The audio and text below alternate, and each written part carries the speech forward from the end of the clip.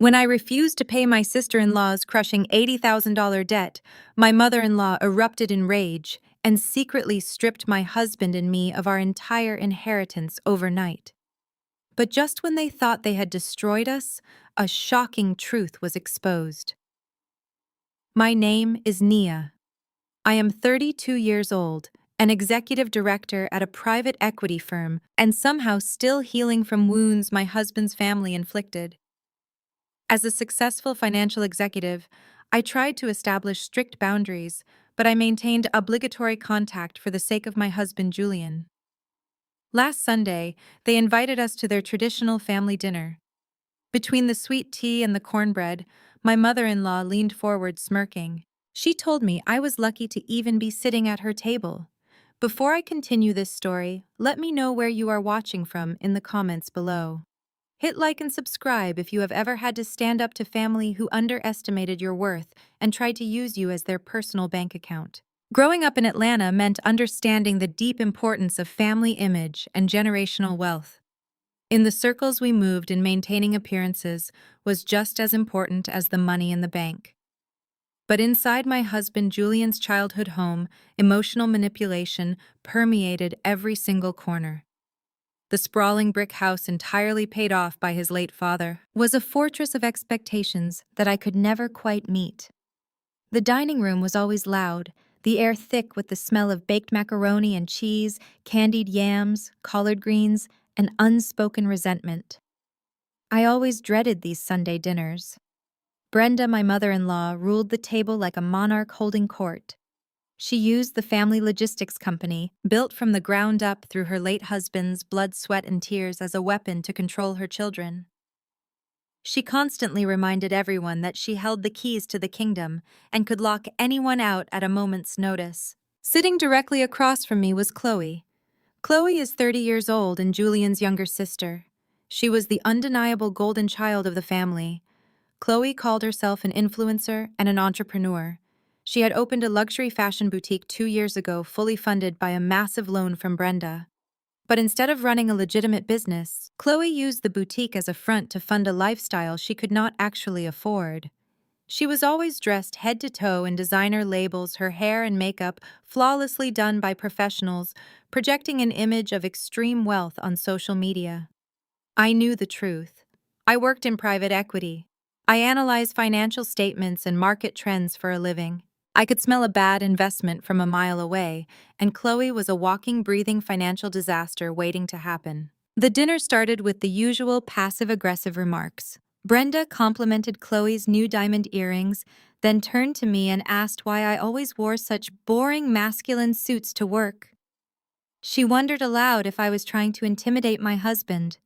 I simply sipped my ice water and smiled. I refused to give her the reaction she desperately wanted. Julian squeezed my knee under the table, a silent thank you for keeping the peace. But the fragile peace was not meant to last. Halfway through the meal, the atmosphere drastically shifted. Brenda cleared her throat loudly, commanding the attention of the entire room. She reached into her expensive designer handbag, sitting on the empty chair next to her. She pulled out a thick, crumpled piece of paper with a bright red header. Without a single word of warning, Brenda reached across the large mahogany table and slammed the paper directly onto my plate, right on top of my food. The loud smack echoed in the dining room. The room went completely silent. Julian dropped his fork, the metal clinking loudly against his plate. I looked down at the paper. It was a final collections notice from a high-risk commercial lender. The amount due was absolutely staggering, $80,000. I calmly picked up the paper, wiped a smear of gravy off the corner with my linen napkin, and looked directly at Brenda. I kept my voice perfectly level and asked her what exactly this was supposed to be. Brenda crossed her arms and leaned back in her heavily upholstered chair. She looked at me with cold, calculating eyes. She stated it was a business loan for Kloe's boutique. She claimed Kloe had run into some minor cash flow issues due to a bad vendor, and the predatory lenders were threatening to seize the store assets and liquidate her inventory. Then Brenda dropped the absolute bomb. She looked me dead in the eye and demanded that I pay it. She said I worked in private equity, making hundreds of thousands of dollars a year. She said 80 grand was just pocket change to someone like me. She told me to do it for the family. She said the debt collectors were threatening to post the default notices on social media, which would completely ruin the family reputation at our church and in our community. I stared at her, completely stunned by the sheer audacity of her demand. I looked over at Kloe. Kloe was not looking down in shame or embarrassment. Instead, she was swirling the ice in her glass, looking incredibly smug, as if my paying her massive debt was a foregone conclusion. She actually believed she was entitled to the money I worked grueling 80-hour weeks to earn. She thought my bank account was her personal safety net. I placed the paper back on the table. I smoothed out the wrinkled edges with my hands. I kept my voice perfectly level and professional, using the exact same tone I use in hostile corporate boardroom negotiations. I looked directly at Brenda and said, "Absolutely not. I will not pay a single dime of this debt." Brenda gasped loudly, clutching the pearls around her neck in mock horror. She demanded to know how I could be so selfish and cold-hearted. She loudly declared that family always helps family in times of need. I did not raise my voice, but my words cut through the heavy air of the dining room like shattered glass. I turned my sharp attention to Kloe. I told Kloe she did not use that loan money for her boutique inventory store rent or employee payroll. I told everyone at the table exactly what I knew. I said I saw her Instagram stories all throughout last month. I saw the first-class flight tickets to Dubai. I saw the videos of the 5-star luxury resort suites overlooking the ocean. I saw the brand new beige Hermes Birkin bag sitting prominently on the table in all of her posts. I looked back at Brenda and told her that $80,000 did not go into a struggling business. It went into funding a fake superficial lifestyle. I told them both that I was not going to subsidize Kloe's delusions of grandeur. Kloe turned bright red, her smug expression vanishing instantly. She slammed both of her hands flat on the table and screamed that I was nothing but a jealous hater. She said I was just a boring corporate drone who did not understand the massive financial investment required to build a personal brand and network with high-net-worth clients. She looked at her mother and immediately started crying on command, huge crocodile tears rolling down her perfectly contoured face. That was the moment when Julian finally had enough. He stood up abruptly from his chair. Julian is a high school principal, a man deeply used to maintaining order and commanding respect, and his deep voice boomed through the dining room. He pointed a firm finger at his sister and told her to stop the fake crying right now. He then looked at his mother and firmly stated that she could not ambush his wife like this in their home. He told Brenda that Naya's money was her own hard-earned money, and they were absolutely not going to drain their personal savings to pay off Kloe's reckless credit card bills. Julian stated clearly that it was past time for Kloe to grow up and take responsibility for her own actions. The silence that followed Julian's powerful words was deafening. Nobody ever stood up to Brenda. Nobody ever challenged the matriarch's authority. Brenda's face contorted in pure, unadulterated rage. Her eyes narrowed into tiny, dangerous slits. The carefully crafted mask of the loving church-going mother completely slipped away, revealing the ruthless, controlling manipulator underneath. Brenda stood up slowly, leaning her weight on the table. She pointed a shaking finger directly at Julian. Her voice was deadly quiet, but it carried a vicious threat that chilled the room. She told Julian that he was choosing an outsider over his own flesh and blood.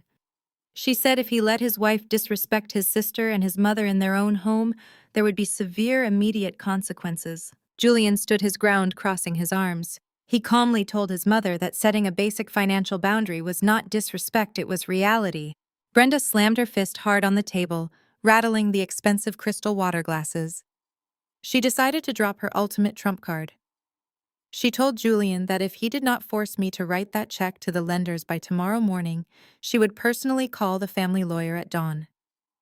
She reminded him in a vicious tone that she was the sole executor of his late father's estate. She looked him right in the eyes and said she would write him out of the $1 million trust fund entirely.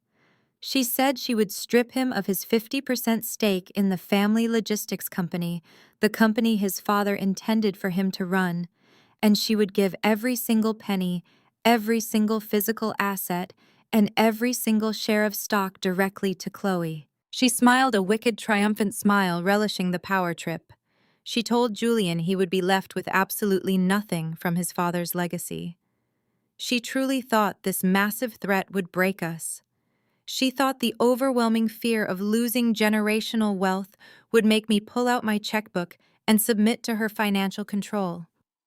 She thought she held all the power in the room. Julian looked like he had been physically struck in the chest. The profound betrayal from his own mother weaponizing his father's legacy just to protect his spoiled, irresponsible sister was a devastating blow. He looked over at me, his eyes full of conflict, shock, and deep pain. I did not break character. I did not cry. I did not beg for forgiveness or try to negotiate a payment plan. I knew exactly how to handle arrogant bullies who thought money was their only leverage in life. I pushed my chair back slowly and stood up to my full height. I smoothly picked up my purse from the floor and carefully adjusted my coat. I looked down at Brenda and Kloe, my expression completely blank and unbothered. I looked at Julian and softly told him it was time to go home. I did not say another word to Brenda. I did not even look at the red collection notice still sitting on the table. As I walked out of the formal dining room, leaving my untouched food behind, I pulled out my cell phone. I opened my encrypted messaging app and typed a single urgent text message to my executive assistant at Oak Capital. I typed, "Run a full shadow credit sweep on Chloe's boutique by 8 o'clock tomorrow morning. I want to know every commercial debt, every property lien, and every hidden financial liability she currently has." I hit send. As the heavy wooden front door of the estate closed behind us, completely cutting off the loud sounds of Brenda's furious yelling, I felt a cold, sharp sense of clarity wash over me. They thought they had backed me into a corner. They thought taking away Julian's inheritance was the ultimate punishment to put me in my place. But they had absolutely no idea who they were truly dealing with. They had no idea that I already owned the chessboard. The drive back to our house was suffocatingly quiet. Julian gripped the steering wheel so tightly his knuckles turned stark white under the streetlights. He was a man who had spent his entire life trying to balance the scales between the family he was born into and the family he had chosen to build with me. Tonight, that scale had completely shattered. When we finally walked through our front door, Julian collapsed onto the living room sofa, burying his face in his hands. He kept repeating that his mother would never actually go through with it, that it was just a high-pressure negotiation tactic to force my hand. I poured him a glass of water, sat beside him, and told him to prepare for the worst. I work in the world of high-stakes finance and cutthroat corporate takeovers. I recognize a hostile move when I see one. Brenda was not bluffing. She was deeply offended that her absolute authority had been challenged, and people like her would gladly burn down their own house just to prove they control the matches. At exactly 7 o'clock the next morning, my prediction became our harsh reality. Julian's phone rang. It was Brenda. Her voice was ice-cold, completely stripped of any maternal warmth. She demanded that we come back to the estate immediately. She said the family attorney was already sitting in the parlor and there were documents requiring Julian's signature. Julian hung up the phone, looking completely numb. I did not say a word. I simply walked into my closet, selected my sharpest charcoal gray tailored suit, and strapped on my watch. I was dressing for a corporate execution. When we pulled into the long, sweeping driveway of the estate, I immediately recognized the black Mercedes sedan parked near the entrance. It belonged to Marcus Vance, the longtime legal counsel for the family logistics company. As we walked through the heavy front doors and stepped into the formal parlor, the atmosphere was incredibly tense. Marcus was sitting on the antique leather sofa, his briefcase open on the coffee table, arranging several thick stacks of legal documents. Brenda sat in the high-backed armchair opposite him wearing a dark silk blouse, looking like a judge ready to pass down a heavy sentence. Kloe was standing near the fireplace, sipping a latte, wearing designer sunglasses indoors to hide her puffy eyes from her fake crying the night before. Julian stepped forward, asking Marcus what was going on. Marcus looked down, clearly uncomfortable with the situation, adjusting his glasses before speaking.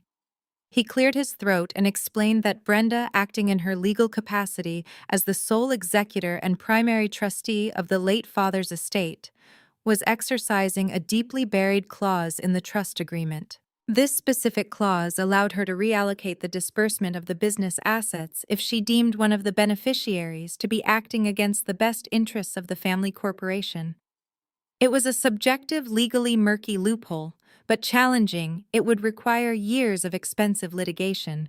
Brenda did not wait for Marcus to finish the legal jargon. She stood up, snatched the top document from the stack, and shoved it toward Julian. She told him this was his final chance. She said if I transferred the $80,000 to Kloe's creditors right then and there, she would tell Marcus to pack up his briefcase and go home. She said she was being more than generous by offering us a way out. Julian did not even look at the document. He looked directly into his mother's eyes. He asked her if she was really willing to destroy her relationship with her only son over a fashion boutique that had never turned a single dollar of profit. He asked her if this was how she was going to honor his father's legacy by weaponizing the logistics company he built with his bare hands. Brenda slammed her hand on the table. She told Julian that his father built that company to protect the family, and right now I was the biggest threat to this family. She declared that since Julian refused to control his wife, he was no longer fit to manage the family assets. Marcus sighed heavily and handed Julian a high-quality pen. He pointed to the bottom of the page. He stated that by signing the document, Julian was formally acknowledging the reallocation of his 50% stake in the logistics enterprise. The entire portfolio, including the fleet of commercial trucks, the massive storage warehouse on the south side of Atlanta, and the active vendor contracts, would be transferred fully and exclusively to Kloe. She would become the sole owner of a company valued at roughly $4.5 million. Julian stared at the pen for a long time. I could see the profound grief washing over him. This was not just about the money. This company was the last tangible connection he had to his father. He remembered riding in the passenger seat of those delivery trucks when he was 8 years old. He remembered sweeping the warehouse floors to earn his allowance. Now, his mother was ripping that legacy away from him and handing it to a woman who could not even balance a basic checkbook. Julian took a deep breath, took the pen from Marcus, and signed his name with quick, forceful strokes. He pushed the paper back across the table. He told his mother that she could keep the company, and he hoped she and Kloe would be very happy together. The moment the ink was dry, Kloe's entire demeanor changed. The anxious, dependent little sister vanished, replaced by an incredibly arrogant and smug woman who suddenly believed she was a corporate titan. She took her designer sunglasses off and walked slowly over to Julian. She looked him up and down with an expression of pure pity and disgust. "You chose your selfish wife over your blood," Kloe said, a wicked smile spreading across her perfectly painted lips. "Now I own the empire. You are going to have to wake up every single morning and go to your boring little school job knowing you threw away millions of dollars just because you let this woman control you. You are weak, Julian." Julian's shoulders slumped. The sheer cruelty of his own sister gloating over his disinheritance broke something deep inside him. He looked utterly devastated, a man completely hollowed out by the betrayal of the two women who were supposed to love him unconditionally. He opened his mouth to speak, but the words would not come. I stepped directly in front of Julian, physically cutting off Kloe's line of sight to my husband. I was not going to let them see him bleed. I looked Kloe dead in the eye, my face a mask of absolute stone. I told Kloe she did not own an empire. I told her she owned a logistics company in a highly volatile supply chain market, and she had absolutely no idea how to run it. I reminded her that owning assets also meant owning liabilities. I looked over at Brenda, who was watching me with a satisfied smirk, entirely convinced she had won the war. I told them both that they had just made the biggest financial mistake of their lives. I grabbed Julian's hand, gripping it tightly to transfer my strength to him. I told him to hold his head up high because we were walking out of this house with our dignity intact, which was something they could never afford to buy. We turned our backs on them and walked out the door. We did not look back. As soon as Julian and I got back into our car, my phone vibrated in my pocket. It was an encrypted email from my executive assistant at Oak Capital. The subject line simply read, "Background financial sweep completed." I opened the attached PDF file while Julian started the engine. The data was even worse than I had anticipated. Kloe was not just $80,000 in debt. Her credit was completely radioactive. She had maxed out 5 different high-interest credit cards. She had taken out several predatory payday loans to cover her personal expenses. But the most crucial piece of information was at the very bottom of the report. The collections agency hunting her for the $80,000 had officially issued a 10-day final notice. If she did not secure that capital within a week, they were going to freeze all of her personal bank accounts. Kloe was desperate. She now held the paper title to a $4.5 million commercial enterprise, but she had absolutely zero liquid cash to pay her immediate debts. I knew exactly what she was going to do next. People like Kloe do not restructure businesses or cut expenses. They treat hard assets like giant ATM machines. By Wednesday morning, my prediction materialized with absolute perfection.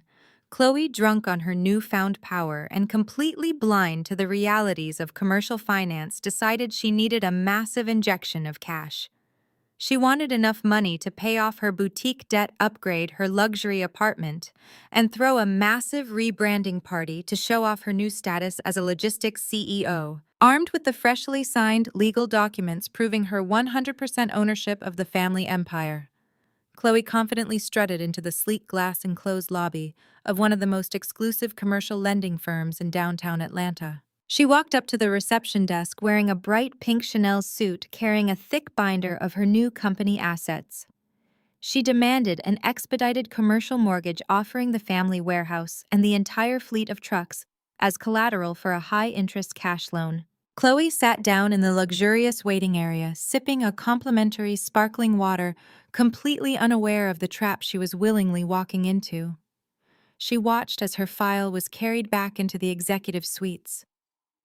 What Kloe did not know, and what Brenda could have never possibly anticipated, was the true reach of my influence in this city. The lending firm she chose was a subsidiary operation. It was a boutique commercial credit branch, wholly owned and heavily funded by Oak Capital Management, my firm. Behind the thick frosted glass of the senior underwriting office, the loan officer reviewing Kloe's desperate application was a man named David. David is a brilliant, ruthless financial analyst. And more importantly, David is my direct subordinate. He answers to only one executive director in the entire building: me. As David flipped through Kloe's falsified income projections and the newly transferred ownership deeds, he picked up his desk phone and dialed my private direct extension. The pieces were finally set on the board, and the game was officially mine to win. I answered the phone on the first ring. David did not waste time with pleasantries. He informed me that my sister-in-law was sitting in his pristine lobby trying to leverage $4.5 million in commercial assets for a high-interest short-term cash advance. I leaned back in my leather chair and looked out the floor-to-ceiling window of my corner office. I asked David if her paperwork was legally binding. He confirmed she possessed the fully executed transfer deeds, completely signed over by Julian and Brenda. I smiled. I instructed David to approve the loan. I told him to give her the maximum amount of cash she requested, but to lock in the strictest default clauses legally permissible. I wanted the grace period to be razor thin, with immediate asset seizure protocols triggered upon a single missed payment. David understood exactly what I was doing. He is a shark, and he smelled the blood in the water. He processed the paperwork with alarming speed, handed Kloe a massive cashier's check, and effectively handed me the leash to her entire financial future. Armed with hundreds of thousands of dollars in newly acquired high-interest debt, Kloe did exactly what I predicted she would do. She did not invest a single penny into stabilizing the logistics company. She did not pay the loyal truck drivers their delayed overtime. She did not update the aging, breaking down fleet of delivery vehicles. Instead, she went on an absolute tear. Within 48 hours, my social media feeds were flooded with the chaotic evidence of her manic spending spree. She purchased a brand new matte black Mercedes G-Wagon, paying a ridiculous premium just to drive it off the dealership lot that same afternoon. She posted high-definition videos of herself popping expensive bottles of champagne in the VIP sections of exclusive downtown nightclubs. She bought an entirely new wardrobe of designer clothes, flashing the recognizable logos of luxury brands in every single photograph. She was desperately trying to project the image of a young self-made CEO to her fake internet friends. But the money was not enough to satisfy her ego. Kloe needed to actively destroy my reputation to justify her hostile takeover of the family empire. Sunday morning arrived, and she launched a vicious, highly calculated smear campaign at the massive megachurch our family had attended for 2 generations. The church was a pillar of the wealthy Black community in Atlanta, a place where social standing was just as important as spiritual devotion. Kloe and Brenda stood in the grand main foyer of the sanctuary wearing their finest, most elaborate Sunday hats. They deliberately positioned themselves to intercept every single elder deacon and influential family friend who walked through the heavy wooden doors. Kloe turned on the waterworks, performing a theatrical display of fake grief. She told everyone a fabricated, horrific story about how I was a cold, calculating corporate monster who had infiltrated their family. She claimed I was financially abusing Julian, completely controlling his bank accounts and ruthlessly isolating him from his own blood relatives. Brenda backed up every single lie with dramatic flair. She grabbed the hands of the older women, tears streaming down her face, telling the congregation that Julian was trapped under my toxic spell. She painted herself as the heartbroken matriarch who was forced to step in and save the logistics company before I could forcefully liquidate it and steal their generational wealth. In the tight-knit community of a megachurch, gossip travels faster than the speed of light. By Monday morning, my personal cell phone was absolutely blowing up. The harassment was relentless and incredibly invasive. I received long lecturing paragraphs of text messages from church aunties quoting scripture at me. They told me that a wise woman builds her house, but a foolish one tears it down with her own hands. I received angry, aggressive voicemails from family friends who had known Julian since he was in diapers, demanding to know why I was keeping a good son away from his grieving mother. My own inbox at work was spammed with anonymous messages calling me a gold digger and a manipulator. They accused me of tearing a beautiful Christian family apart. Julian was furious. When he heard the voicemails left on my phone, his face turned dark with pure rage. He wanted to march straight down to the church office and publicly confront his mother and sister in front of the pastor. He wanted to log onto social media and expose the absolute truth about the $80,000 debt, the disinheritance, and Kloe's reckless behavior. He wanted to scream his innocence to the world and defend his wife. I physically stopped him. I placed my hands on his shoulders and looked him directly in the eyes. I told him that arguing with fools only proves there are 2 fools in the room. I explained that in the world of high-stakes warfare, the loudest person in the room is almost always the weakest. I told Julian that I absolutely refused to waste my breath defending my character to people who were deeply committed to misunderstanding me. Their opinions did not pay our mortgage, and their gossip did not impact my stock portfolio. Instead of reacting emotionally, I responded methodically. I opened a new highly encrypted folder on my secure cloud drive. I simply named the folder Receipts. I am an auditor by nature, and I know that the best defense against a liar is a meticulously documented paper trail. I took high-resolution screenshots of every single harassing text message, making sure the phone numbers and timestamps were clearly visible. I downloaded and saved every single angry voicemail into a secure audio file. But more importantly, I started compiling the hard, undeniable evidence of Kloe's financial crimes and hypocrisies.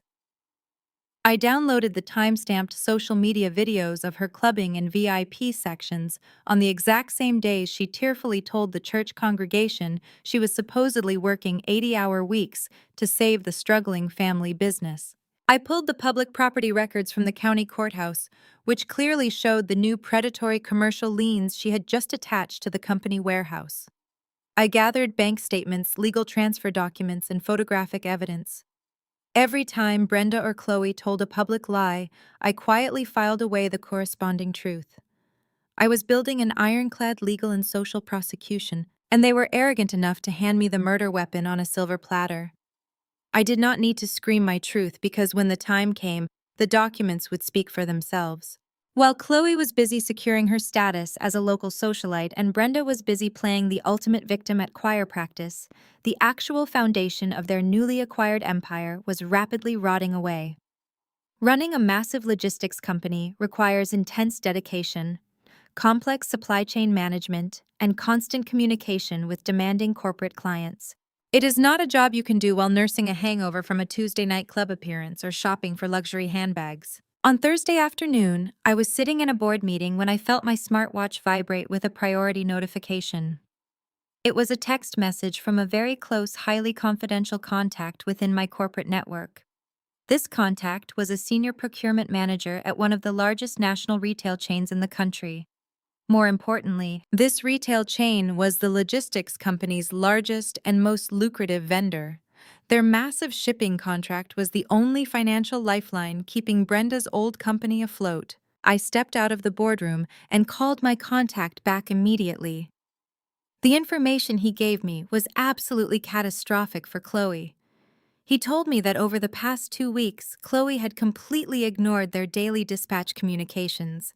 She had failed to authorize the overtime pay for the truck drivers, resulting in a massive labor strike that she tried to arrogantly cover up. Because of her sheer negligence and incompetence, 36 cargo trucks carrying highly perishable expensive merchandise had been left sitting in the scorching Georgia sun for 4 days. The inventory was completely ruined. My contact lowered his voice and delivered the final blow. He told me that his retail company was officially done.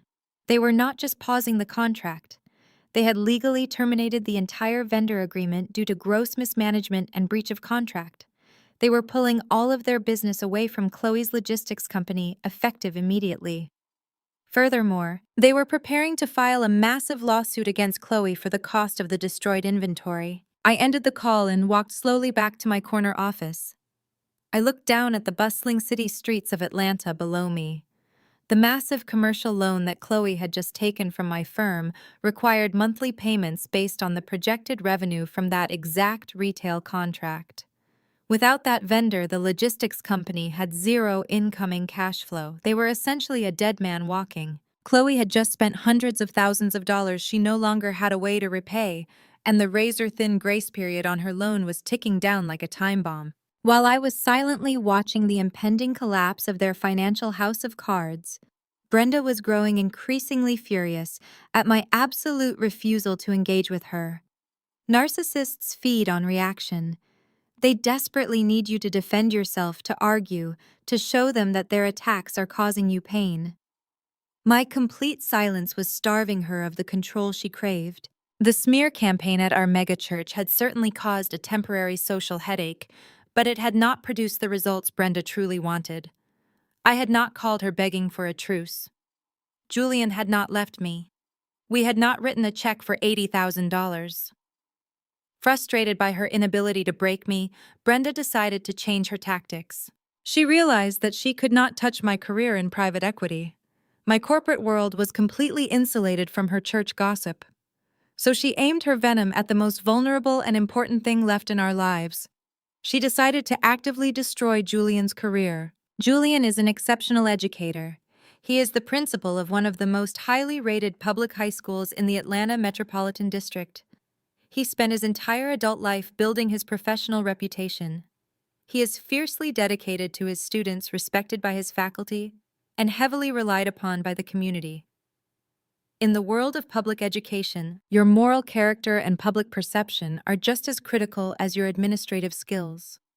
A single credible accusation of misconduct can trigger immediate suspension, public scandal, and the permanent loss of an educational license. Brenda knew this perfectly well.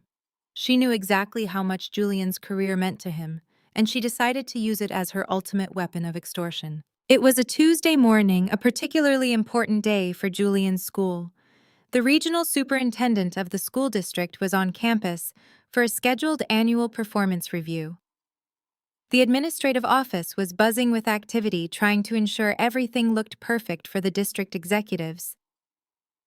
It was the absolute worst possible time for a personal disruption, which meant it was the perfect time for Brenda's grand performance. Just before the morning bell rang, Brenda walked through the double-glass doors of the main school office. She was not dressed in her usual sharp, intimidating attire. Instead, she had deliberately dressed down, wearing an oversized, slightly wrinkled cardigan and flat shoes, clutching a worn tissue in her trembling hands. She bypassed the visitor sign-in sheet and walked straight up to the head administrative assistant, right there in front of the parent volunteers. the office staff, and the open door of the principal's suite where the superintendent was sitting. Brenda began to loudly and hysterically sob. She did not just cry, she wailed. She begged the office staff for help, claiming she had nowhere else to turn. When the superintendent stepped out of the office to see what the commotion was about, Brenda immediately latched on to him. She introduced herself as Julian's mother and launched into a horrifying, entirely fabricated story. She claimed that she was a victim of severe elder abuse and financial exploitation. She told the superintendent that Julian and his wealthy, ruthless wife had completely abandoned her, stolen her life savings, and were currently trying to illegally force her out of her home. She cried that she could not afford her basic medications and that Julian had threatened to physically harm her if she ever reached out to him for help. In a public school setting, administrators are legally mandated reporters. When an elderly woman stands in the main office and loudly accuses the school principal of financial and emotional abuse, the district cannot simply ignore it. The superintendent immediately called for a closed-door emergency meeting. Julian was pulled out of a classroom observation by the school resource officer. He was escorted down the hallway, not as the respected leader of the school, but as a potential liability. When he walked into the main conference room, he found the superintendent sitting at the head of the table, looking incredibly stern, with a representative from Human Resources dialed in on the speakerphone. Sitting in the corner, dabbing her dry eyes with a tissue and looking like a terrified victim, was his mother. The superintendent did not mince words. He informed Julian that these were catastrophic allegations of moral turpitude. He explained that if there was even a fraction of truth to Brenda's claims of elder abuse and financial extortion, Julian would be immediately placed on unpaid administrative leave, pending a full police investigation. The superintendent asked Julian to explain why his mother was sitting in the school office claiming she was destitute and afraid for her safety. Julian stood absolutely still. He looked at the superintendent, then he slowly turned his head to look at the woman who gave birth to him. For 34 years, Julian had carried the heavy burden of being the good son. He had absorbed her criticisms, tolerated her manipulation, and constantly tried to earn a love that was always strictly conditional. Even after she legally disinherited him to pay off Kloe's luxury debts, Julian had still harbored a tiny, painful shred of guilt. He had still wondered if he could have handled the Sunday dinner differently to keep the family intact. But in that conference room, watching his mother actively attempt to strip away his livelihood, his passion, and his ability to provide for his own family, just to punish him, that lingering guilt instantly evaporated. The illusion of the loving matriarch burned away, leaving nothing but the cold reality of a vindictive stranger. Julian reached his absolute breaking point. He did not feel sad anymore. He felt a profound, liberating clarity. Julian did not panic. He did not yell. He reached into his suit jacket and pulled out his cell phone. He opened the secure cloud drive folder I had set up for him just days prior. He placed the phone flat on the table and slid it across the polished wood directly to the superintendent. He told the superintendent to look at the screen. He calmly explained that the woman crying in the corner was not destitute. He stated she was the sole executor of a multi-million-dollar estate and lived in a fully paid-off luxury home. He showed the superintendent the high-resolution photographs of the legal documents from the family attorney, clearly showing that Brenda had voluntarily signed over a $4.5 million commercial logistics company to her daughter just last week. He then played a voicemail on speakerphone. It was a recording of Brenda from 3 days ago screaming at Julian, threatening to come to his job and ruin his life if he did not force me to pay Kloe's $80,000 credit card bill. The audio recording filled the quiet conference room. Brenda's vicious, extortive tone was undeniable.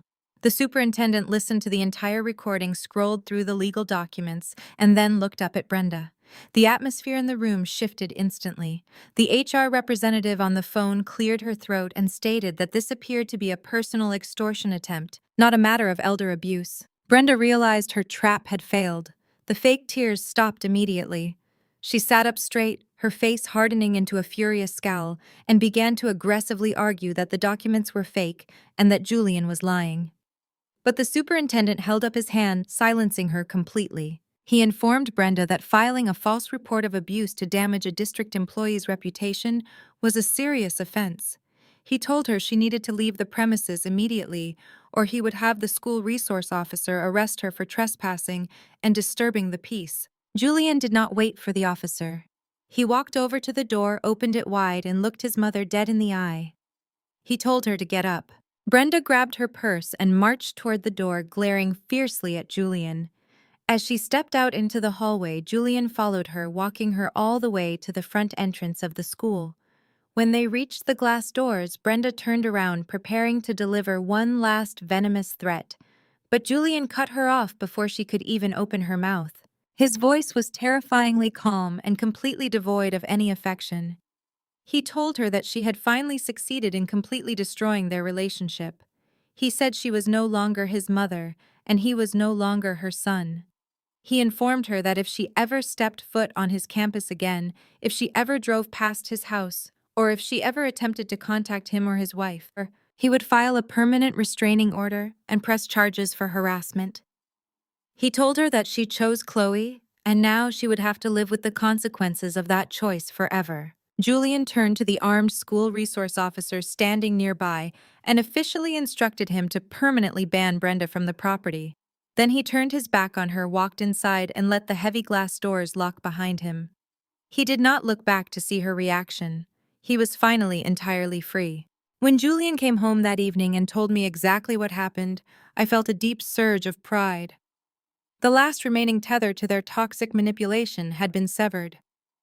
Julian and I were now a completely unified front, entirely detached from their emotional chaos. We could finally focus purely on the business at hand. We were no longer family members arguing over a dinner table. We were a private equity firm managing a highly volatile commercial asset. As the days passed, Brenda and Kloe continued to live in their fantasy world. Kloe drove her new G-Wagon around town, completely ignoring the massive operational fires burning at her logistics company. With the loss of their biggest vendor, the company warehouse was essentially empty. The remaining drivers were quitting because their paychecks were bouncing, and the commercial utility bills for the massive property were piling up rapidly. But Kloe refused to acknowledge the reality. She honestly believed that simply holding the title of CEO would magically generate revenue. Then the calendar page finally flipped. It was the first day of the month. In the high-stakes world of commercial lending, there is no empathy, no leniency, and absolutely no room for error. When David structured Kloe's massive cash advance, he mandated an automatic clearinghouse draft for the monthly repayment. The terms were explicit. On the first of every month at exactly midnight, our corporate banking system would automatically reach into Kloe's business accounts and extract a massive sum of capital to service the debt. I arrived at my office at Oak Capital early that morning holding a fresh cup of coffee. I booted up my dual monitors and opened the secure internal dashboard that tracked our high-risk portfolio accounts. I navigated directly to the file labeled with the name of the family logistics company. I watched the screen as the automated system initiated the transaction protocol. The digital ledger attempted to pull the required $50,000 monthly payment from Kloe's primary business checking account. The system processed the request, pinging her external bank. For a few seconds, the loading icon spun in a continuous circle. Then the screen flashed a brilliant, unforgiving red. The transaction was firmly rejected. The status code displayed in bold letters across my monitor: insufficient funds. Kloe did not have the money. The massive loan repayment had completely bounced. The automated system instantly flagged the account, shifting its status from active to severely delinquent. The trap had officially sprung shut. The razor-thin legal grace period began ticking down, and I picked up my desk phone to call my legal team. The trap had officially sprung shut. The razor-thin legal grace period began ticking down, and I picked up my desk phone to call my legal team. While my lawyers began drafting the preliminary notices of default, the reality of the bounced $50,000 payment hit Kloe's bank account like a freight train. The bank did not just reject the transfer. They froze her operating lines of credit due to suspicious insolvency. Overnight, the grand illusion of her logistics empire completely shattered. The company warehouse, once a bustling hub of diesel engines and loading docks, turned into a graveyard of broken machinery and furious employees. Because Kloe had drained the cash reserves to fund her luxury shopping sprees and nightclub appearances, she had completely ignored the routine maintenance schedules for the aging fleet of delivery trucks. Commercial vehicles require constant upkeep, and without it, they fail fast. On Tuesday morning, 3 trucks broke down on the interstate, their engines blowing out because the oil had not been changed in months. The towing fees alone were astronomical. On Wednesday, the remaining truck drivers, who were already furious about their delayed overtime pay, arrived at the dispatch center only to discover their regular paychecks had also bounced. In the commercial trucking industry, drivers do not work for free. They dropped their keys on the dispatch counter, walked out of the facility, and reported the company to the state labor board. The rapid operational collapse sent shockwaves through the estate. Brenda, who had spent the last 2 weeks proudly telling her church friends that her daughter was a prodigy CEO, was suddenly fielding angry phone calls from unpaid utility companies threatening to shut off the power to the massive warehouse. Kloe was in a state of absolute panic. She sat at her father's old oak desk in the warehouse office, staring at a mountain of past due invoices, final notices, and threatening letters from independent contractors. She had absolutely no idea how to read a basic profit and loss statement, let alone navigate a severe liquidity crisis. She was a woman who thought running a business just meant cashing checks and taking photos for social media. Desperation breeds audacity. Realizing they were drowning in a financial mess they could not comprehend, Brenda and Kloe decided they needed a savior. They needed someone who actually understood accounting, someone who could untangle the chaotic web of bounced checks, negotiate with angry creditors, and magically save the family legacy. They needed the very man they had ruthlessly disinherited just a few weeks prior. They needed Julian. The love bombing campaign began on Thursday evening. It was incredibly pathetic and entirely predictable. Julian and I were sitting in our living room enjoying a quiet dinner when his cell phone began to light up continuously. First, it was a barrage of text messages from Kloe. She sent pictures from their childhood, accompanied by long, overly emotional paragraphs about how much she missed her big brother. She claimed she was just overwhelmed and needed his brilliant business mind to help her look over some confusing paperwork. She typed that she knew they had some disagreements recently, but at the end of the day, family sticks together. 10 minutes later, Brenda's name flashed on the screen. She left a sickly sweet voicemail, completely ignoring the fact that she had just tried to destroy his career and get him fired from his high school. Her voice dripped with fake maternal affection. She called him her handsome boy and begged him to come over to the estate for a home-cooked meal. She said she had baked his favorite peach cobbler and wanted to sit down as a family to discuss bringing him back into the company as an unpaid financial consultant. She framed it as an opportunity for him to earn back her trust. Julian listened to the voicemail on speakerphone. He did not look angry. He just looked deeply exhausted by their relentless delusion. He placed his phone on the coffee table and leaned back on the couch, shaking his head. He had no intention of answering, but the phone immediately started ringing again. It was Brenda calling for the third time in 15 minutes. I reached across the table and picked up his phone. Julian looked at me, a silent question in his eyes, and I simply nodded. I pressed the green accept button and brought the phone to my ear. Brenda launched right into her script the second the line connected. "Oh, Julian, thank goodness you answered," she cooed, her voice trembling with manufactured distress. "We are in a little bit of a tight spot with the warehouse accounting, and your sister is just so stressed. We need you to come down here tomorrow morning and sort out these vendor invoices. It will only take a few hours of your time, and we really need you to step up for the family." I let her finish her entire performance. I did not interrupt. When she finally paused to take a breath, I spoke. My voice was flat, cold, and entirely devoid of emotion. "Julian is currently unavailable," I stated clearly, "and he will remain unavailable to you permanently." There was a sharp gasp on the other end of the line. Brenda snapped, her fake sweet tone vanishing instantly, replaced by her usual venom. "Put my son on the phone right now. This is a private family business matter, and it has absolutely nothing to do with you." I stood up and walked over to the window, looking out into the quiet street. I told Brenda that she was absolutely right. It was her family business matter, which meant it was entirely her problem. I calmly reminded her of the meeting in the parlor with the family lawyer. I reminded her of the thick stack of legal documents she forced Julian to sign under duress. I quoted her exact words back to her. "You told Julian he was no longer fit to manage the family assets," I said, making sure every syllable landed with maximum impact. "You stripped him of his 50% stake. You handed 100% of the shares, the physical assets, and the operational liabilities directly to Kloe. You cut him out, Brenda. You made your bed, and now the mattress is on fire." Brenda started to yell, screaming that I was a vindictive witch and that Julian owed his father to save the company. She said the trucks were breaking down and the drivers had quit. She demanded that Julian come fix it because he knew how the dispatch software worked. I cut her off mid-sentence. "You own 100% of the mess now," I told her.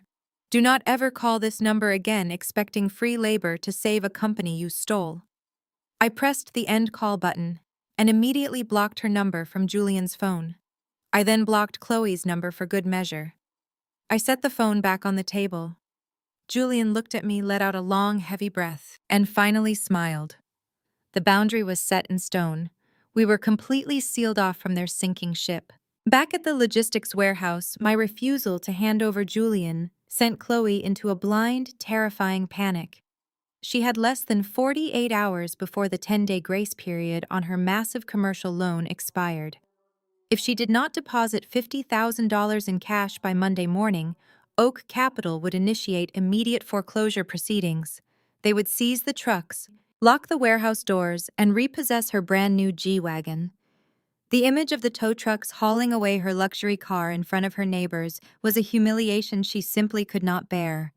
She needed cash, and she needed it instantly. Since all traditional banks had frozen her credit, Kloe had to venture into the dark, unregulated waters of predatory hard money lending. These were the kind of lenders who did not care about credit scores or business plans. They only cared about hard, unencumbered collateral, and they charged astronomical interest rates that were designed to force a default. Kloe found a private equity broker operating out of a strip mall office on the outskirts of the city. He agreed to wire her $150,000 in emergency cash within 24 hours, but he required a physical asset to secure the loan, and the logistics company was already heavily mortgaged to my firm. Kloe was completely out of assets in her own name, but she knew exactly where to find one. That evening, while Brenda was at choir practice complaining to the church elders about my cruelty, Kloe snuck into Brenda's master bedroom. She walked straight to the heavy steel safe hidden in the back of the walk-in closet. Kloe had known the combination since she was a teenager. She spun the dial, pulled the heavy door open, and bypassed the jewelry boxes and cash envelopes. She reached all the way to the back and pulled out a thick, fireproof folder. Inside the folder was the original unencumbered property deed to Brenda's sprawling $2 million luxury estate. Julian's father had paid the mortgage off in full 5 years before he died. It was the ultimate safety net, the crown jewel of their generational wealth, completely free and clear of any liens.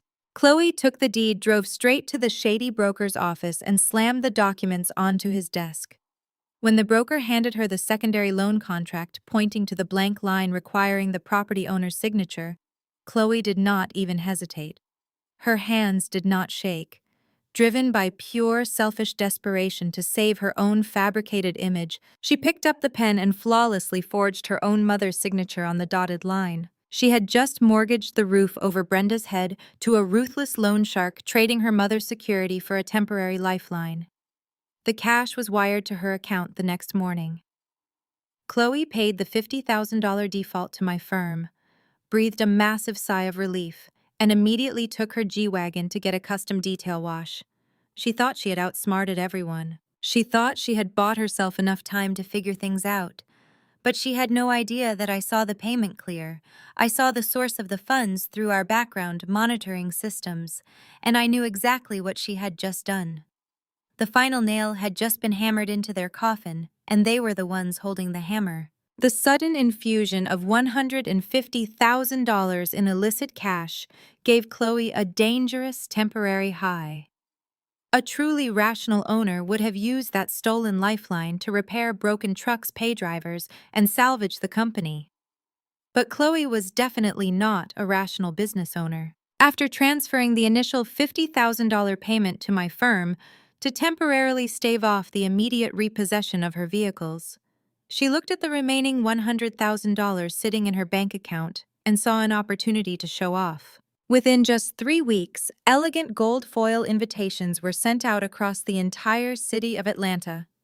The lavish event was billed as the grand rebranding and executive relaunch of the family logistics empire. Kloe had rented out a breathtaking rooftop venue in the heart of Buckhead, complete with panoramic views of the city skyline. She invited the local Black elite, including prominent politicians, wealthy real estate developers, church elders, and local social media personalities. She even had the audacity to send an invitation to Julian and me. Julian and I decided to attend. We went because I knew the exact timeline of her impending financial ruin, and Julian needed to see the final tragic culmination of his mother's and sister's greed with his own eyes. We dressed impeccably for the occasion. I wore a sleek, floor-length emerald green gown that cost more than Kloe's new car lease. We walked into the rooftop venue, looking like the true owners of the empire they had stolen completely, calm, unbothered, and entirely detached from their charade. The venue was a spectacular monument to financial illiteracy. A massive towering ice sculpture of a semi-truck was slowly melting near the center of the room. Brenda was holding court near the open bar wearing an incredibly loud sequined dress. She was loudly bragging to a group of church deacons about how her brilliant daughter was single-handedly revolutionizing the supply chain industry in Georgia. When Kloe spotted us walking through the crowd, her fake camera-ready smile briefly faltered. She quickly recovered her composure, grabbed a glass of champagne, and strutted over to us. She was flanked by 2 influencer friends, clearly intending to humiliate us in public. "Well, look who finally decided to show up," Kloe said loudly, making sure the people standing nearby could hear her. "I am so glad you guys could make it. I know it must be incredibly difficult for you to see the company doing so well without you, Julian. But I promise I will take good care of Dad's little trucks. We are expanding into international shipping next quarter." Julian looked at her with a blank expression. He did not engage with her taunts. I stepped forward, closing the physical distance between Kloe and me. I smiled a warm, perfectly polite smile that did not reach my eyes. "The party is absolutely stunning, Kloe," I said, keeping my voice low and conversational, meant only for her ears. "It is truly amazing what you can accomplish in just a few short weeks. I would easily estimate at least $40,000 to $50,000 for a night like this." Kloe puffed out her chest proudly. "It takes money to make money, Nia," she retorted smugly. "You would not understand. You just sit in a cubicle and play with spreadsheets all day." I tilted my head slightly, my smile never wavering. "Oh, I understand perfectly," I replied softly. "I understand how expensive it is to maintain a brand, especially when your drivers report you to the state labor board for unpaid wages." I sipped my champagne, watching her eyes widen in shock. "It is a good thing you managed to secure that secondary cash injection last month. Hard money lenders can be so incredibly useful when traditional banks freeze your operating accounts." Kloe's face immediately lost all its color. Her smug expression vanished, replaced by a look of sheer, unadulterated panic. Kloe opened her mouth to speak, but she could not form a coherent word. Her hands began to shake slightly, causing the champagne in her glass to ripple. I leaned in just a fraction of an inch closer. My voice dropped to a terrifying whisper. "But you have to be careful with those unregulated brokers, Kloe. They demand hard collateral. I really hope Brenda knows that the deed to her $2 million estate is currently sitting in a strip mall safe, bearing a signature that looks remarkably like yours, but lacks her distinct penmanship. Forgery is a very serious federal offense." Kloe physically stumbled backward, her designer heels catching on the carpet. She looked at me as if she had just seen a ghost. She realized in that exact moment that I was not guessing. I knew everything. I saw every single dirty, illegal move she had made in the dark. "Excuse me," Kloe stammered, her voice cracking. "I have to go check on the catering." She practically ran away from us, pushing past the wealthy guests, desperately trying to escape the reality I had just shoved in her face. Julian watched her flee, then looked down at me. You really do not take prisoners, do you? He asked quietly. I never take prisoners when they are the ones who started the war, I replied simply. For the next hour, Julian and I casually mingled with the guests. We chatted with the politicians and shook hands with the real estate developers. We did not say a single negative word about Kloe or Brenda. We did not need to. We just watched the facade crack from the inside out. Kloe was a nervous wreck. She was constantly checking her phone, pacing back and forth near the kitchen doors, and completely ignoring the guests she had paid tens of thousands of dollars to impress. Brenda kept trying to pull her back onto the dance floor, oblivious to the fact that her daughter was having a silent, nervous breakdown. The evening marched steadily toward its climax. At exactly 10 o'clock, the event planner signaled the jazz band to stop playing. It was time for the grand toast. A waiter handed Kloe a microphone. She stepped up onto a small elevated stage near the center of the room. Brenda stood directly in the front row, beaming with misplaced pride, holding her glass high in the air. Kloe gripped the microphone with both hands. She was visibly trembling. She cleared her throat and looked out over the sea of wealthy, influential faces. She tried to force her fake smile back into place. Thank you all so much for coming tonight, Kloe began, her voice shaky and pitchy over the speakers. Tonight is a celebration of family of Black excellence and of the incredible future of our logistics company. My mother and I have worked so hard to elevate this brand to the next level. We are proving that generational wealth is alive and well in our community. The crowd murmured in polite agreement, raising their crystal glasses in the air. Kloe took a deep breath, gaining a bit of confidence from the applause. She looked directly at Julian and me, standing near the back of the room. We have overcome so many obstacles, she continued, her voice growing slightly louder. We have cut out the dead weight holding us back, and we are moving forward into a highly profitable new era, to the family empire. To the empire, the crowd echoed loudly, preparing to drink. Right in the middle of the toast, the silence was pierced by a sharp rhythmic vibration. It was my smartwatch strapped tightly to my left wrist. I raised my arm and tapped the glowing screen. The notification was flagged with a bright red urgent priority banner. It was a direct, automated message from the senior underwriting software at Oak Capital. When Kloe took out that predatory loan to pay the initial $50,000 she owed my firm, she had breached a major non-negotiable covenant in our primary lending contract. Oak Capital strictly prohibited the borrower from taking on massive secondary high-interest debt against the same business entity without explicit corporate authorization. Furthermore, her second payment cycle had just attempted to clear her frozen bank accounts. It bounced instantly. The combination of the bounced payment and the illegal secondary loan triggered an immediate acceleration clause. I stared down at the glowing text on my wrist. The message was concise. The borrower account was officially 60 days in default. The grace period was permanently revoked. Foreclosure protocol was legally activated. I looked up from my watch. Kloe was staring right at me from the stage. The microphone still clutched in her hands, her glass of champagne frozen in the air. She saw the light from my screen. She saw the cold, unwavering expression on my face.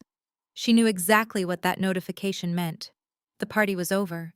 The empire was officially mine. Julian and I did not stay for the rest of the toast. We simply turned our backs on the frozen, horrified expression on Kloe's face and walked out of the venue, the heavy glass doors closing behind us. We spent the rest of the weekend in absolute peace. I turned off my phone, slept in late, and let the automated legal and financial systems of Oak Capital do exactly what they were programmed to do. In the corporate world, the gears of asset recovery grind forward without any emotion. There is no negotiating with a computer algorithm that has registered a hard default. For Kloe and Brenda, that weekend must have been an agonizing waiting game. Kloe knew the payment had bounced. She knew she had violated the secondary loan covenants.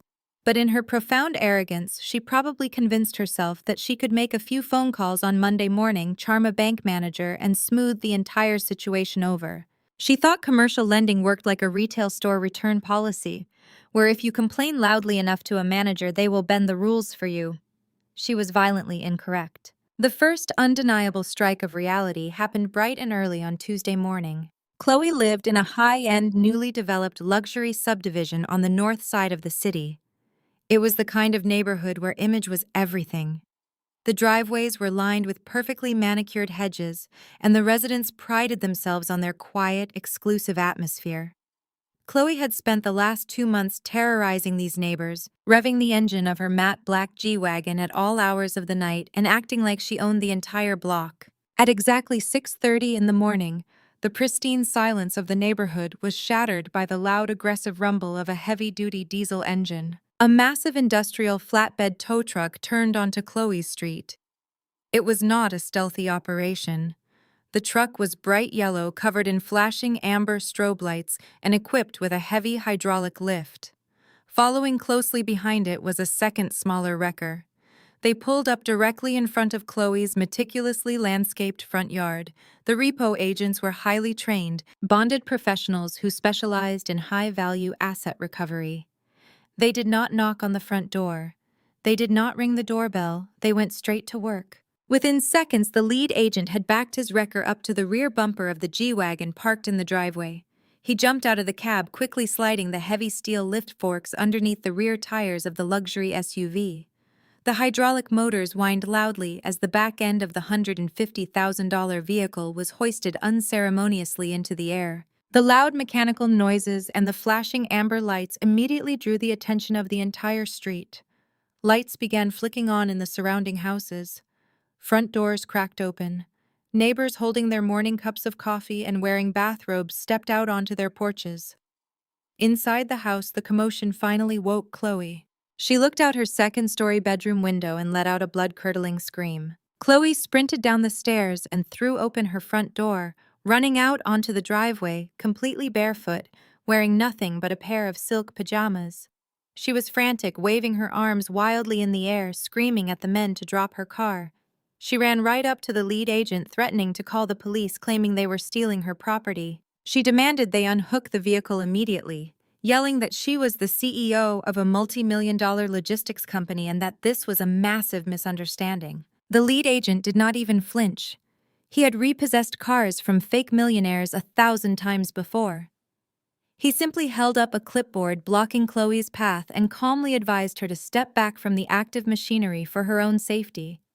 He told her she was in default, the vehicle was legally secured collateral, and he was taking it back to the impound lot. The humiliation was instantaneous and absolute. Kloe's worst nightmare was playing out in broad daylight. She looked around frantically and realized that at least half a dozen of her wealthy neighbors were standing on their lawns, holding up their smartphones, actively recording the entire scene. The woman who had spent months bragging on social media about her incredible wealth and business acumen was now having her prized possession ripped out of her driveway, while the whole neighborhood watched. She screamed at the neighbors to stop recording, but they simply ignored her, capturing every second of her spectacular downfall. Suddenly, the front door of the house swung open again. Brenda marched out onto the porch. She had stayed the night at Kloe's house after the disastrous rebranding party to help her daughter try to figure out a plan. Brenda was wearing a velvet house robe and her hair was wrapped in a silk scarf, but she still tried to project the absolute authority of a powerful matriarch. Brenda stormed down the driveway, inserting herself directly between the tow truck and the repo agent. She puffed out her chest and began to use the exact same intimidation tactics she had used her entire life to get her way. She pointed a sharp, manicured finger right in the agent's face. She loudly demanded to know who was in charge of this ridiculous operation. She told the agent he was making a massive career-ending mistake. She claimed that their family had retained the best corporate lawyers in the city of Atlanta. She threatened to sue the towing company into bankruptcy for trespassing, emotional distress, and grand theft auto. She screamed that they had no legal right to touch the car because it belonged to a highly profitable corporate fleet. "Do you have any idea who we are?" Brenda yelled, her voice echoing down the street, providing excellent audio for the neighbors recording the incident. "You cannot just come onto private property and take what belongs to us. I am calling the police right now, and I will have you personally arrested." The lead agent sighed. He was completely unbothered by her theatrical performance. He reached into the front pocket of his heavy work jacket and pulled out a thick, folded stack of legal documents. The papers were stamped with the official embossed seal of the Fulton County Superior Court. He held the stack of papers out to Brenda. He spoke with the bored, monotone voice of a man just trying to finish his shift. "Lady, you can call the police, the governor or the president if you want to," the agent said dryly. "The police were notified 30 minutes before we arrived. This is a court-ordered, judicially approved commercial repossession. The vehicle was listed as secondary collateral on a defaulted corporate loan. The grace period expired at midnight.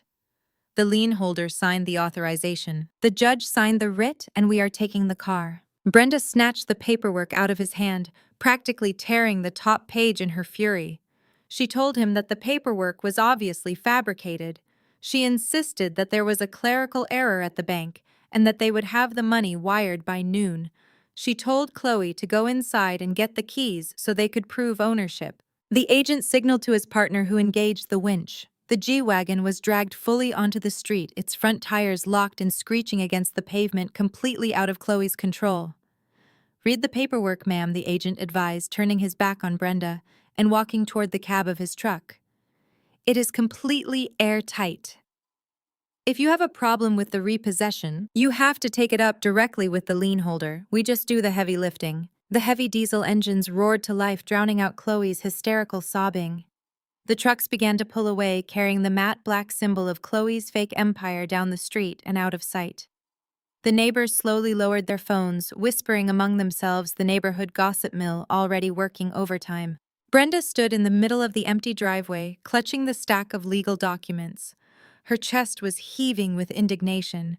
She was convinced that some faceless corporate bank had made a terrible mistake, and she was already planning how she was going to scream at a customer service representative over the phone. She adjusted her reading glasses on the bridge of her nose and flipped to the front page of the court order. She needed to know exactly which bank was responsible for this outrage. She scanned past the legal jargon, the vehicle identification numbers, and the boilerplate default language.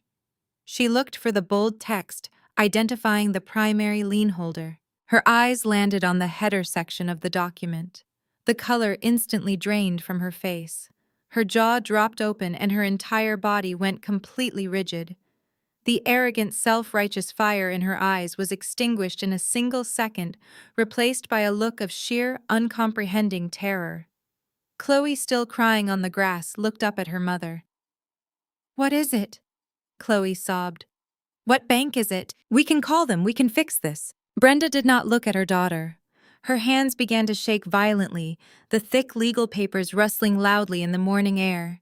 She stared at the bold black ink printed across the top of the page, her mind completely unable to process the magnitude of the trap they had walked right into.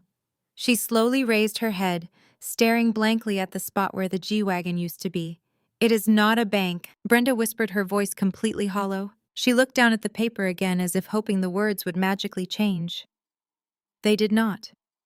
She opened her mouth and read the header out loud, her voice cracking under the weight of the absolute truth. "The lien holder is Oak Capital Management." Brenda read, her eyes wide with shock. "Executive Director, Nia." The name hung in the crisp morning air like a death sentence. The realization hit Brenda with the force of a physical blow. There was no faceless corporate bank to negotiate with. There was no customer service manager to scream at. There was only me. And they knew with absolute certainty that I possessed exactly zero mercy for them. Narcissists do not process reality like normal human beings. When Brenda read my name on that repossession order, a rational person would have realized the game was entirely over. A rational person would have immediately called a bankruptcy attorney. But Brenda was completely incapable of admitting defeat. In her deeply twisted mind, she simply rewrote the narrative to protect her fragile ego. She convinced herself and Kloe that I was not actually the executive director in charge of the entire private equity firm. She spun a delusional web, telling the extended family that I was just a bitter mid-level corporate manager who had maliciously abused my minor administrative access to flag Kloe's account and steal her car. She truly believed that if she could just get Julian and me in a room surrounded by the entire extended family, she could use the sheer weight of public humiliation to force me to reverse the paperwork. Thanksgiving week arrived. Despite everything that had happened, Julian received an elaborate embossed invitation in the mail. It was a summons to Brenda's annual Thanksgiving cookout at the massive family estate. Julian threw the invitation directly into the kitchen trash can. He told me there was absolutely no way we were walking back into that toxic environment. But I reached into the trash, pulled the thick cardstock out, and placed it smoothly on the island counter. I told Julian we were going. I explained that when you are dealing with a rabid animal, you do not leave the job half-finished. You have to put it down permanently in front of the entire pack so that none of the other animals ever try to bite you again. Julian looked at the cold determination in my eyes and simply nodded. When we drove through the wrought iron gates of the estate on Thanksgiving afternoon, the driveway was completely packed with expensive cars belonging to aunts, uncles, and cousins from all over the country. Kloe did not have a car parked in the driveway, of course. She had told everyone her brand new G-Wagon was simply at the dealership getting a custom ceramic coating applied for the holidays. It was just another pathetic lie in a mountain of deception. We walked through the heavy double doors into the grand foyer. The house smelled incredibly rich, filled with the deep, savory aromas of roasted turkey-baked ham, macaroni and cheese, and sweet potato pie. The visual display of wealth was absolutely sickening, knowing how it was currently being funded. Brenda had clearly used the remaining cash from her illegal, predatory secondary loan to finance this massive holiday spectacle. There were lavish floral centerpieces on every table and a hired catering staff walking around serving expensive hors d'oeuvres. She was literally burning the last of her stolen money to maintain the illusion of absolute dominance. The moment Julian and I stepped into the main living area, the warm, festive atmosphere instantly froze. The smear campaign Brenda and Kloe had launched at the mega church had been ruthlessly effective. Dozens of relatives turned to look at us. The conversations abruptly stopped, replaced by hostile whispers and sideways glances. Aunties who used to hug me and ask about my career now physically turned their backs as I walked past. Cousins who Julian had tutored in high school suddenly found their shoes incredibly interesting, refusing to make eye contact. We were given the ultimate cold shoulder. It was a coordinated, deliberate effort to make us feel completely isolated and unwelcome. Julian stiffened his jaw, clenching, as a particularly rude uncle deliberately bumped his shoulder while walking past without apologizing. I reached out and gently rested my hand on the small of Julian's back. I whispered to him to maintain his posture. I reminded him that these people were not his true family. They were just hostages to Brenda's financial and emotional manipulation, and their opinions held absolutely zero weight in the real world. We walked straight through the hostile crowd to the far corner of the room, completely unbothered, carrying our own dignity like an impenetrable shield. At 3 o'clock, Brenda loudly clapped her hands together, wearing a stunning burgundy velvet gown and a string of authentic pearls. She directed everyone to move into the massive formal dining room and the adjoining heated patio where tables had been set up to accommodate the large crowd. She strategically placed Julian and me at the very end of the longest table, as far away from the head of the table as physically possible. It was a childish power play meant to symbolize our diminished status in the family hierarchy. Kloe sat directly to Brenda's right, sipping a glass of wine and refusing to look in my direction. She looked incredibly tense, the dark circles under her eyes visible even beneath her heavy professional makeup. She knew the clock was ticking. She knew the logistics company was completely dead in the water, but she was trapped in the lie her mother was forcing her to perform. Before anyone could touch the massive feast laid out before us, Brenda stood up at the head of the table. She raised her crystal glass, tapping it gently with a silver spoon to command absolute silence. Every single head in the room bowed, automatically conditioned by years of submission to the matriarch. Brenda closed her eyes and began to deliver the most passive-aggressive, weaponized prayer I had ever witnessed in my entire life. Heavenly Father, Brenda began, her voice dripping with theatrical emotion. We come before you today with hearts full of gratitude for the blessings you have bestowed upon this family. We thank you for the generational wealth that my late husband built with his bare hands, and we thank you for the strength to protect it from those who wish to tear it down. Several aunties murmured their agreement, casting dark looks in my direction. I did not bow my head. I kept my eyes wide open, staring directly at Brenda from the opposite end of the room. "We ask you to touch the hearts of those who have strayed from the path of righteousness." Brenda continued, her voice rising in pitch, turning the prayer into a public sermon. "We pray for those who have allowed greed, jealousy, and corporate ruthlessness to poison their souls. We pray that they see the error of their malicious ways. We ask you to humble the arrogant and bring the prodigal sons back into the loving arms of their true family before they lose everything that truly matters." She opened her eyes right on that final line and stared absolute daggers directly at me. It was a blatant public challenge. She was telling the entire room that I was the villain, and she was demanding my surrender. The extended family remained silent, holding their breath, waiting for my reaction. They expected me to shrink in my seat to look ashamed, or to angrily storm out of the room like a defeated child. I did none of those things. I slowly picked up my crystal water goblet, raised it slightly in the air toward Brenda in a mock toast, and took a slow, refreshing sip. My absolute lack of emotional response infuriated her more than any screaming match ever could. Her jaw tightened and a flash of pure hatred crossed her face before she forced her fake smile back into place. "Amen." Brenda snapped loudly. "Amen," the family echoed nervously. The chaotic sounds of silverware clinking against china and overlapping conversations immediately filled the room. Plates were passed around, piled high with food, but Brenda was not finished. She had not achieved the public submission she desperately craved. She waited until everyone had a full plate before she launched her final desperate offensive. Brenda looked down the length of the table and called out Julian's name, raising her voice just enough to ensure the surrounding tables fell silent to listen. Julian, Brenda called out sweetly, "I think it is time we put aside this silly little misunderstanding. The holidays are about forgiveness. Your sister is doing a phenomenal job running the company, but she tells me there has been a ridiculous clerical error with some paperwork filed by Nia's office. A minor mix-up with a vehicle lease." Kloe shifted uncomfortably in her seat, gripping her wine glass so tightly her knuckles were white. Brenda continued, her tone patronizing and incredibly loud. "I know Nia is just trying to impress her bosses by being strict with the rules, but family comes first. I think it is time you tell your wife to make a quick phone call and reverse whatever administrative hold she put on Chloe's account. We can forget this whole ugly situation ever happened and you can come back into the fold." She was giving Julian an ultimatum in front of 50 people. Force your wife to submit or remain an outcast forever. Julian carefully placed his fork down on his napkin. He looked at the faces of his aunts, uncles, and cousins watching him expectantly. Then he looked at his mother.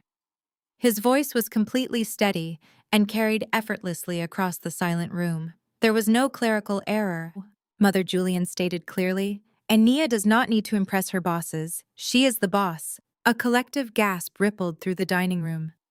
Brenda slammed her hands flat on the table, preparing to launch into a full-blown screaming tirade to shut him down. She grabbed the large silver carving knife to cut the turkey, her face turning bright red with absolute fury. But before Brenda could utter a single syllable, a massive sweep of bright, white headlights cut through the large bay windows of the dining room. The sudden blinding light washed over the crystal glasses and the shocked faces of the extended family. The low, heavy rumble of powerful engines vibrated through the floorboards.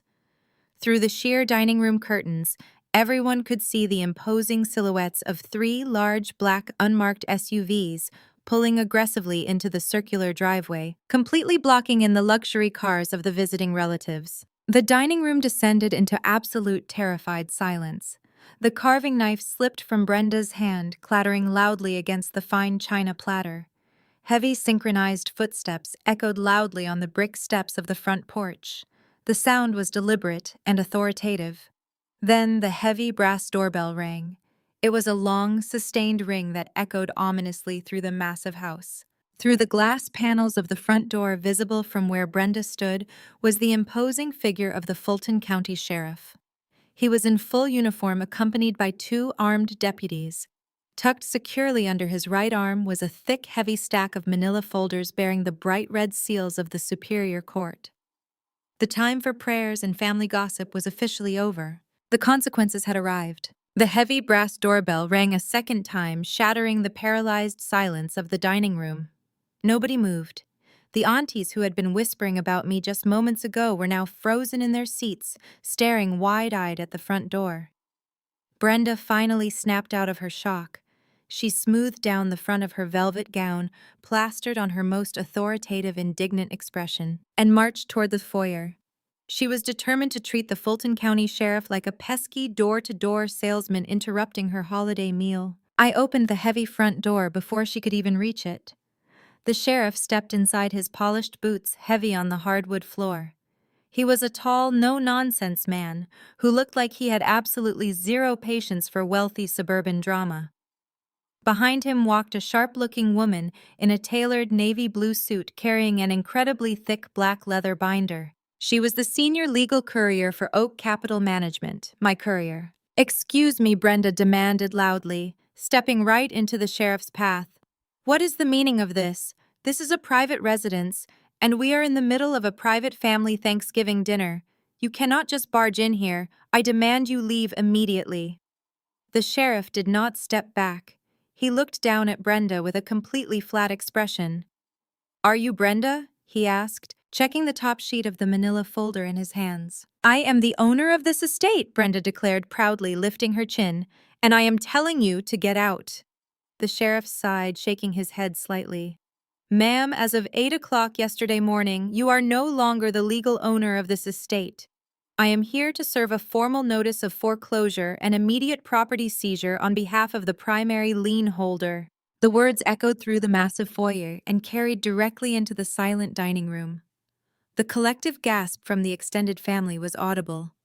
Kloe, who had followed her mother out of the dining room, let out a sharp, terrified squeak and backed up against the wall. Brenda let out a loud, mocking laugh. "Foreclosure?" she scoffed. "You are out of your mind. My late husband paid this house off completely 5 years ago. We do not owe a single dime to any bank.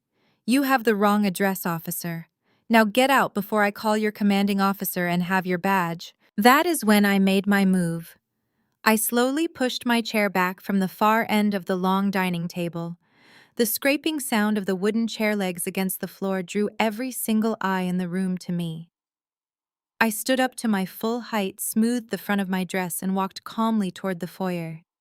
The crowd of relatives parted from me like the Red Sea. I did not look at any of them. My eyes were locked entirely on Brenda. "He has the exact right address, Brenda," I said, my voice cutting through the tension like a freshly sharpened blade. "And he is not here on behalf of a bank. He is here on behalf of me." Brenda spun around to face me, her face contorting with a mixture of absolute confusion and rising panic. "What are you talking about?" she snapped. "This is another one of your sick little games, Nia. Tell this man to leave." I stopped walking when I was standing right beside the sheriff. I looked at the legal courier, who immediately stepped forward and handed me the heavy black leather binder. I held it in both hands, feeling the satisfying weight of their complete financial destruction. I looked over at Kloe, who was hyperventilating against the wall, and then I locked eyes with Brenda, "This is not a game, Brenda," I said, my voice projecting clearly so that every single aunt, uncle, and cousin could hear exactly what I was saying. "I am ending the game. You thought you were so incredibly smart when you ambushed us at dinner last month. You thought you could use the family business to force me to pay off Chloe's luxury debts. And when Julian refused to let you extort me, you thought you delivered the ultimate punishment. You disinherited him." I took a slow, deliberate step closer to her. Brenda tried to hold her ground, but I could see the absolute terror bleeding into her eyes. "You did not disinherit Julian to save Kloe," I told her, enunciating every single word with cold, calculated precision. "You handed Kloe the rope to hang yourselves. You gave an incompetent, arrogant child 100% ownership of a highly volatile commercial asset. And what was the very first thing she did with that asset? She walked straight into a commercial lending firm and mortgaged the entire family empire for a quick cash advance so she could buy designer bags and a new car." The dining room erupted into shocked murmurs. Uncles were whispering fiercely to each other. Aunties were clutching their chests. They were finally hearing the truth that Brenda had fought so hard to hide. Brenda opened her mouth to argue, but she had absolutely no defense. She just stared at me, her chest heaving. "But she did not just walk into any lending firm. I continued, my voice rising just enough to silence the murmuring crowd. She walked into Oak Capital Management. My firm, the firm where I am the executive director. I saw her application hit my desk. I saw her falsified income projections.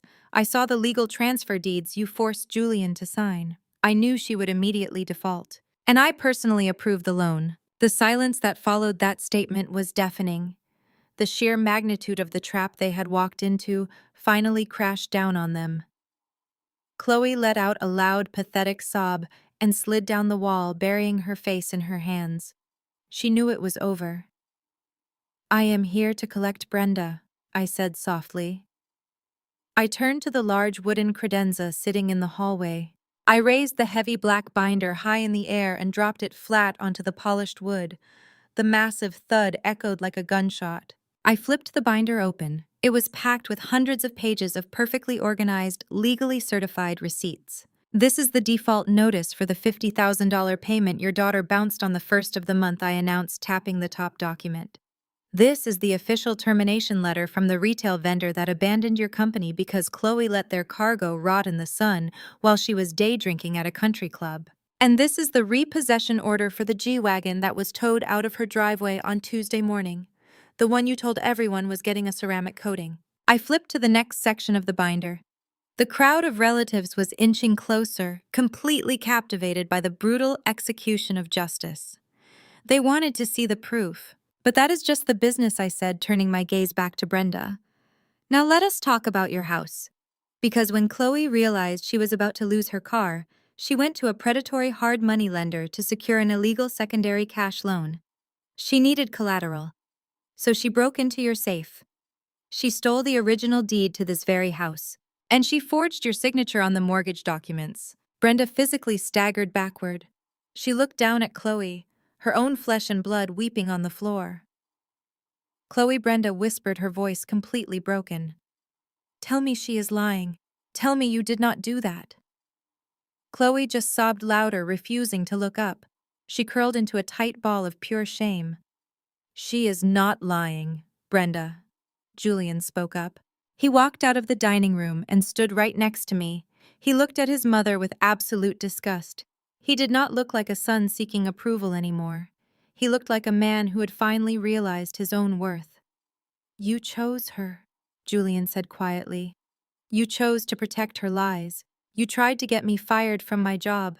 You tried to ruin my wife's reputation at our church. You sacrificed my father's entire legacy just to keep up appearances, and now you have absolutely nothing left." I turned back to the binder and pulled out the final document. It was the foreclosure notice the sheriff had just handed me. Because Kloe defaulted on the primary loan, the cross-collateralization clauses were immediately activated. I explained analytically, destroying her with corporate law. We legally absorbed the secondary debt. Oak Capital now owns the logistics company, the warehouse, the commercial truck fleet, and this $2 million estate. You are currently standing on my property. Brenda looked around the room. She looked at the faces of her extended family. She was looking for a savior. She was looking for an uncle to step forward and defend her, or an auntie to scold me for being disrespectful. But nobody moved. The receipts were sitting right there on the table. The proof of Kloe's forgery, the proof of the massive debt, the proof of Brenda's lies. They were all exposed to the light, and the family was disgusted. The woman who had ruled the family with an iron fist, who had used money to control and manipulate everyone around her, was suddenly completely powerless. The reality of her situation finally hit her.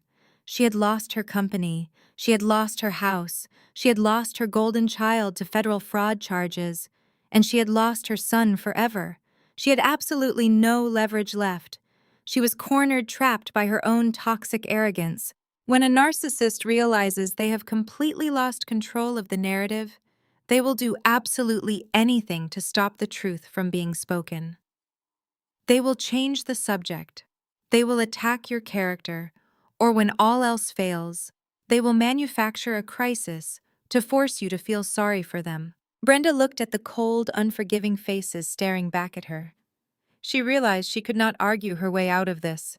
She could not intimidate the sheriff. So she resorted to the most desperate, pathetic manipulation tactic in her arsenal. She let out a sudden, highly dramatic gasp. Her hands flew up to her chest, clutching the expensive pearls around her neck. Her eyes rolled back into her head and her knees suddenly buckled. "Oh, Lord," Brenda wailed loudly, her voice trembling with exaggerated pain. My heart is giving out." She collapsed heavily into one of the velvet entryway chairs, slumping over the armrest and panting loudly. She gripped the fabric of her dress, thrashing her head back and forth. "I cannot breathe," she gasped, looking pleadingly at the crowd of relatives. "The stress. She is killing me. Somebody call an ambulance. My heart is stopping." She squeezed her eyes shut and let out a long, theatrical groan, fully expecting the entire room to rush to her side, push me out of the way, and beg her to hold on. She thought this fake medical emergency would instantly stop the foreclosure, invalidate the receipts, and make me look like a monster for stressing out a poor, sick, elderly woman on Thanksgiving Day. She thought she had found her escape hatch. One of the older uncles, genuinely terrified by Brenda's theatrical performance, frantically pulled out his cell phone and dialed 911. He shouted his location to the emergency dispatcher, his voice cracking with panic, completely convinced that he was watching the matriarch of the family die right in the middle of the foyer. Several aunties rushed forward, kneeling beside the velvet chair, fanning Brenda's face with napkins and begging her to hold on. Through all of this chaotic panic, Julian and I did not move a single muscle. The sheriff did not move either. He simply rested his hand on his duty belt, his expression completely blank, watching the spectacle with the exhausted eyes of a man who dealt with wealthy, entitled criminals on a daily basis. He recognized a delay tactic when he saw one. Because we were in a highly affluent, heavily gated suburb, the emergency response time was incredibly fast. Within 5 minutes, the piercing wail of ambulance sirens joined the flashing lights of the police cruisers parked outside. 2 paramedics burst through the front doors carrying heavy medical bags and a portable electrocardiogram monitor. The family members quickly scattered, making room for the medical professionals to do their jobs. Brenda ramped up her performance the second the paramedics approached. She let out weak, breathless groans, clutching her left arm and fluttering her eyelids. She was desperately trying to force her body to mimic the symptoms of a massive cardiac event. The lead paramedic, a seasoned professional with a highly clinical demeanor, immediately knelt beside her. He did not offer any words of comfort. He quickly attached the sticky EKG sensors to her wrists and the upper portion of her chest. He wrapped a blood pressure cuff tightly around her upper arm and slipped a pulse oximeter onto her index finger. The machine powered on, emitting a series of sharp, rhythmic beeps. The entire dining room held its collective breath. The family stared at the small digital screen, expecting to see a chaotic, failing heart rhythm. The paramedic stared at the monitor for several long seconds. He checked the blood pressure reading. He looked at the oxygen saturation levels. Then his clinical expression turned into a hard, deeply annoyed frown. He reached up and pulled the sensors off Brenda's wrists in one swift motion. He stood up, looking directly at the anxious crowd of relatives, and spoke with a loud, incredibly irritated voice. "Her vitals are absolutely perfect," the paramedic announced, his voice echoing through the silent foyer. "Her blood pressure is slightly elevated due to adrenaline, but her heart rhythm is strong and steady. Her oxygen saturation is at 100%. She is not having a heart attack. She is not even close to having a heart attack. This is a theatrical display of stress, and she is completely faking it." The silence that followed his medical declaration was absolute. The machine did not lie. The paramedic began packing up his equipment, shaking his head in disgust at the massive waste of county emergency resources. The reaction from the extended family was instantaneous and brutal. The genuine fear and concern they had felt just moments ago morphed directly into pure, unadulterated revulsion. The aunties who had been fanning Brenda slowly stood up, their faces hardening into masks of absolute contempt. An uncle in the back row let out a loud, mocking scoff. "She is faking a medical emergency to avoid the police." An older cousin whispered loudly, the disgust dripping from every syllable. How incredibly pathetic. Brenda realized her ultimate escape hatch had just been slammed completely shut. The paramedics had stripped away her final layer of defense, exposing her as a fraud in front of the very people she had spent decades trying to impress. She slowly opened her eyes. She did not look weak anymore. The fake pain vanished, replaced by a dark, cornered, incredibly dangerous glare. I stepped forward, closing the physical distance between us until I was standing right over her. I was not going to let her breathe. I was not going to let her spin another lie.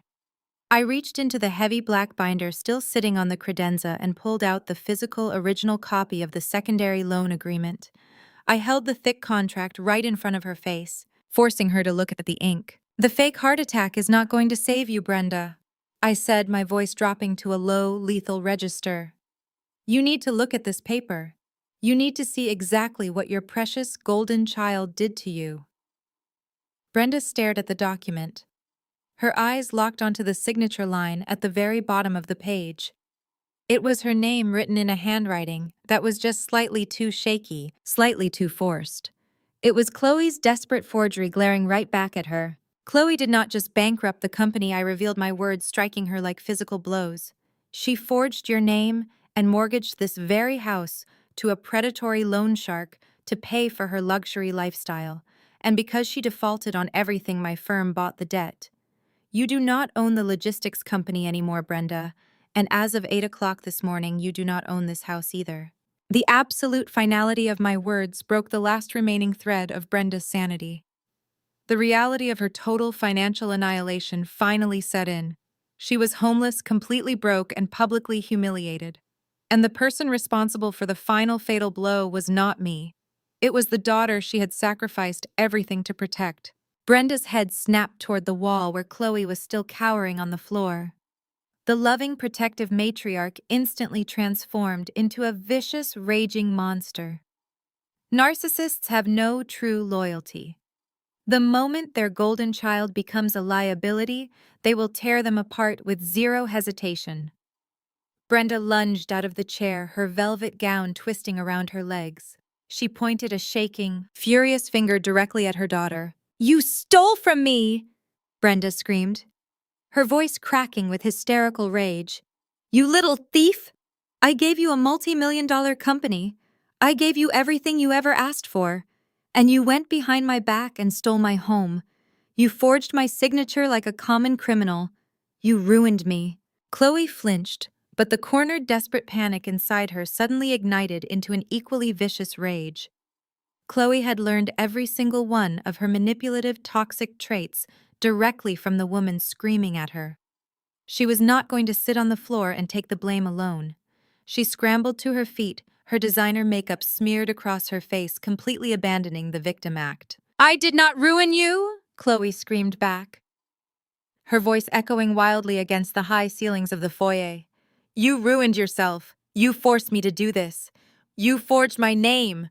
Brenda shrieked, taking a step toward her daughter with her hands balled into tight fists. "Because you made me keep up appearances," Kloe fired back, matching her mother's aggressive energy step for step. "You never taught me how to actually run a business. You just wanted a shiny trophy to brag about at your stupid church. You told me to project wealth. You told me that image was everything. If I had lost that G-Wagon, if the neighbors had seen me fail, you would have been so embarrassed you would have disowned me anyway." The ugly, toxic truth of their entire relationship was spilling out into the open for everyone to see. There was no love between them. There was only a shared sickness, a mutual obsession with status, and a deep, rotting core of selfishness. "I only did exactly what you taught me to do," Kloe yelled, pointing right back at her mother. "You taught me to use people to get what I want. You used Julian to try and get Nia's money. I just used your house to get mine. We are exactly the same." Brenda let out a guttural sound of pure fury and raised her hand, fully intending to physically strike her own daughter across the face right in front of the police. The sheriff immediately stepped forward, placing his large hand firmly on Brenda's shoulder and pushing her back verbally, warning her to stand down or face immediate assault charges. The extended family watched the vicious screaming match with absolute horror. The illusion of the perfect, wealthy, God-fearing family was completely shattered, leaving behind a pathetic, toxic wasteland. The respect and fear Brenda had cultivated for 30 years vanished into thin air. Nobody stepped forward to comfort them. Nobody offered to mediate the dispute. The family members simply began to move. Uncles quietly grabbed their coats from the hall closet. Aunties picked up their expensive purses, keeping their heads down, completely refusing to make eye contact with Brenda or Kloe. The cousins quickly shuffled out the front door, slipping past the police deputies and the paramedics. Brenda noticed the mass exodus. She spun around, desperately reaching out toward her older sister, who was buttoning up her winter coat. "Where are you going?" Brenda demanded, her voice bordering on a frantic plea. "We are right in the middle of dinner. You cannot leave me like this. You are family. We have to stick together." Her older sister paused at the door. She turned around and looked at Brenda with an expression of pure, unadulterated pity. "We are not family," Brenda, her sister, said coldly. "Family protects each other. You and your daughter just destroy everything you touch. Do not call me when you need a place to stay tonight." With that final devastating statement, the sister walked out the door. Within 3 minutes, the massive house was entirely empty of guests. The driveway cleared out as the luxury cars sped away, leaving Brenda and Kloe completely isolated, standing in the ruins of the empire they had selfishly destroyed. They had nobody left to manipulate. They had absolutely no one to blame but themselves. And the sheriff was still standing right there, holding the manila folders, waiting for me to give the final order. I turned to the sheriff and gave him a single sharp nod of authorization. He stepped forward, his heavy boots echoing loudly in the now cavernous, completely silent foyer. He did not hand the papers to Brenda with any degree of sympathy or hesitation. He thrust the thick manila folders directly toward her chest, forcing her to instinctively raise her shaking hands to take them. "Brenda," the sheriff said, his voice entirely devoid of the respect she constantly demanded from the world, "consider yourself formally served. As the legal representative of the primary lien holder, Oak Capital Management has executed an immediate writ of possession. Because this property was pledged as collateral under fraudulent terms, which subsequently defaulted, standard eviction timelines have been completely bypassed by the presiding judge." Brenda stared blindly at the paperwork. Her hands were shaking so violently that the thick legal papers rustled like dry leaves in the wind. "Expedited." She repeated the words, sounding entirely foreign on her tongue. "What does that mean? Where are we supposed to go?" I stepped right up to her, invading her personal space, ensuring she had no choice but to look me directly in the eyes. "It means you do not get 30 days, Brenda," I said, my voice ringing with cold, absolute authority. "You do not get 2 weeks. You have exactly 48 hours to vacate these premises. By Saturday evening at exactly 6 o'clock, a private security firm will arrive to execute a complete physical lockdown of this estate. Every door will be chained. Every lock will be replaced." I paused, letting the devastating reality sink into her mind before delivering the final financial condition. "Furthermore, because you use this estate to secure a commercial loan, all high-value fixtures, antique furniture, and luxury goods currently sitting inside this house are now legally considered seized corporate assets. You are allowed to take your clothing and basic personal necessities. If you attempt to load a moving truck with the artwork, the electronics, or the silver, you will be immediately charged with grand larceny." Brenda let out a ragged, desperate breath. The arrogant, untouchable matriarch was entirely gone, replaced by a terrified, broken woman. She looked at me, tears streaming down her face, and actually attempted to grab my arm. I stepped back smoothly, entirely avoiding her physical touch. "Nia, please," Brenda begged, her voice cracking into a pathetic, high-pitched whine. "You cannot do this to me. We are family. Where is your Christian grace? Where is your forgiveness? It is Thanksgiving. You cannot throw an elderly woman out into the street on a holiday weekend. We can work this out. I can get a job. I can pay you back. Just give me a second chance." I looked at her with an expression made of absolute stone. I felt zero pity. I knew that if the roles were reversed, she would have crushed me without a second thought. I was not about to offer any toxic forgiveness. "Do not ever use the word family with me again," I replied, my voice icy and precise. "You used the concept of family as a weapon to extort us.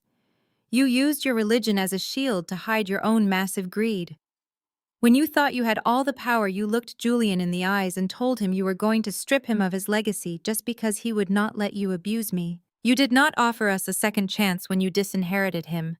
You did not offer grace when you went to his school and tried to get him fired from his job.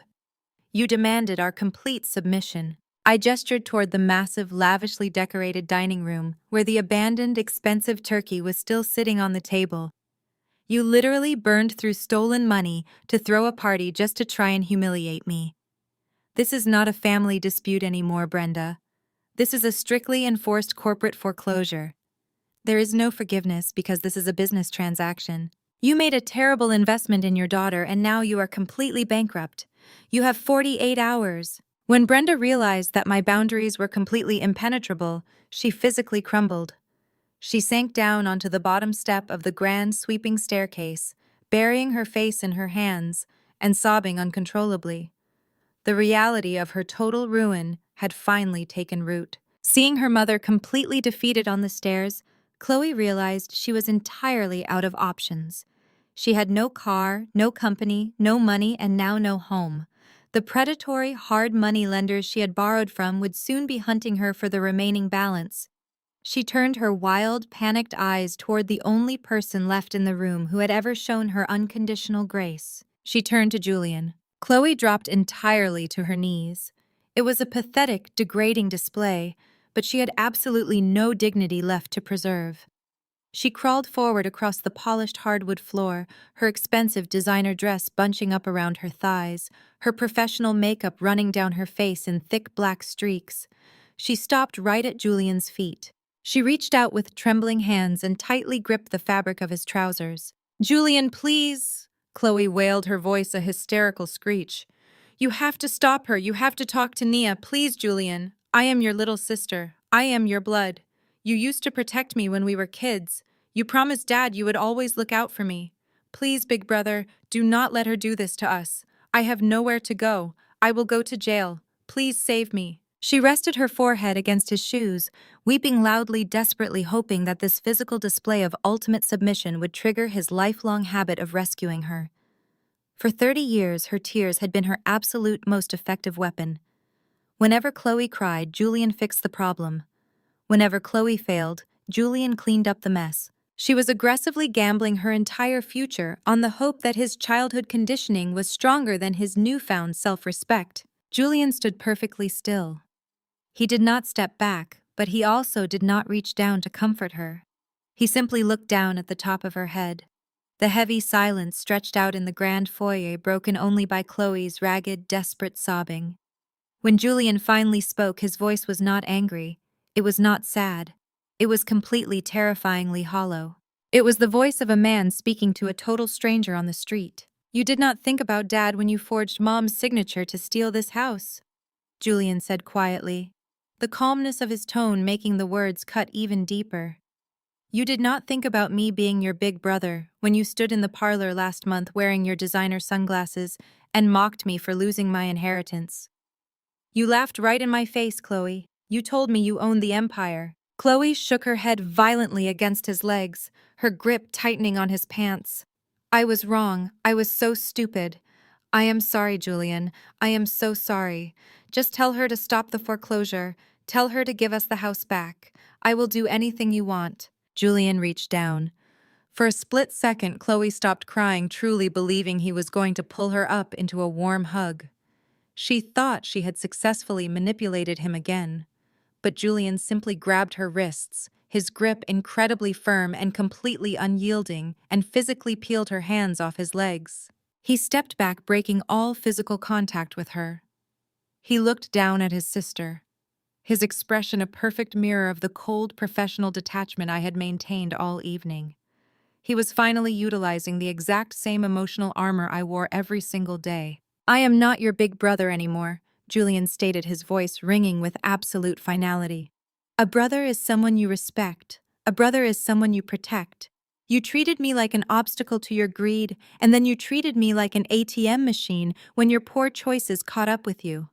I am completely done carrying the weight of your mistakes." He paused, letting the profound weight of his detachment settle over her completely. He looked her dead in the eyes and delivered the final, inescapable truth, using the exact words she and her mother had weaponized against him just weeks ago. "I guess you'll have to figure it out," Julian said, his tone perfectly flat. You're cut off. The words hit Kloe like a physical shockwave. The rejection was absolute. The safety net was permanently destroyed. She stared up at Julian, her mouth opening and closing soundlessly.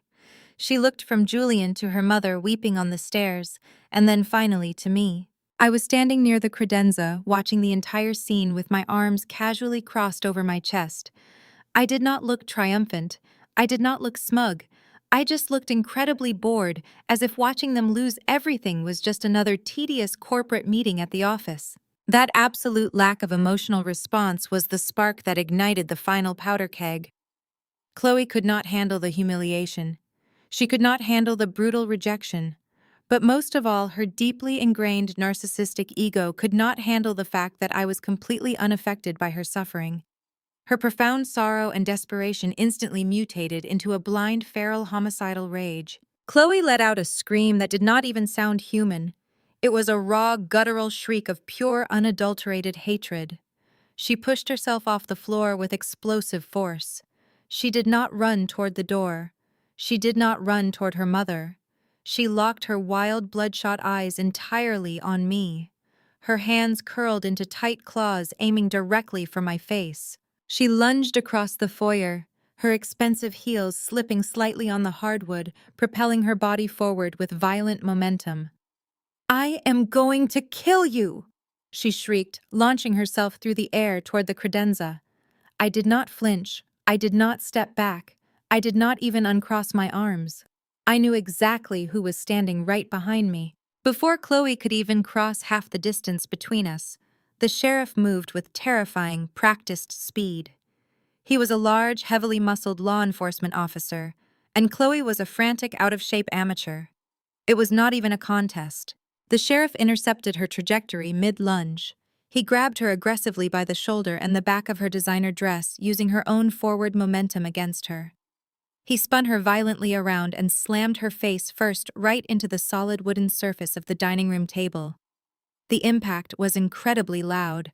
Crystal glasses shattered instantly, scattering sharp fragments across the floor. The remaining china plates rattled violently against the wood.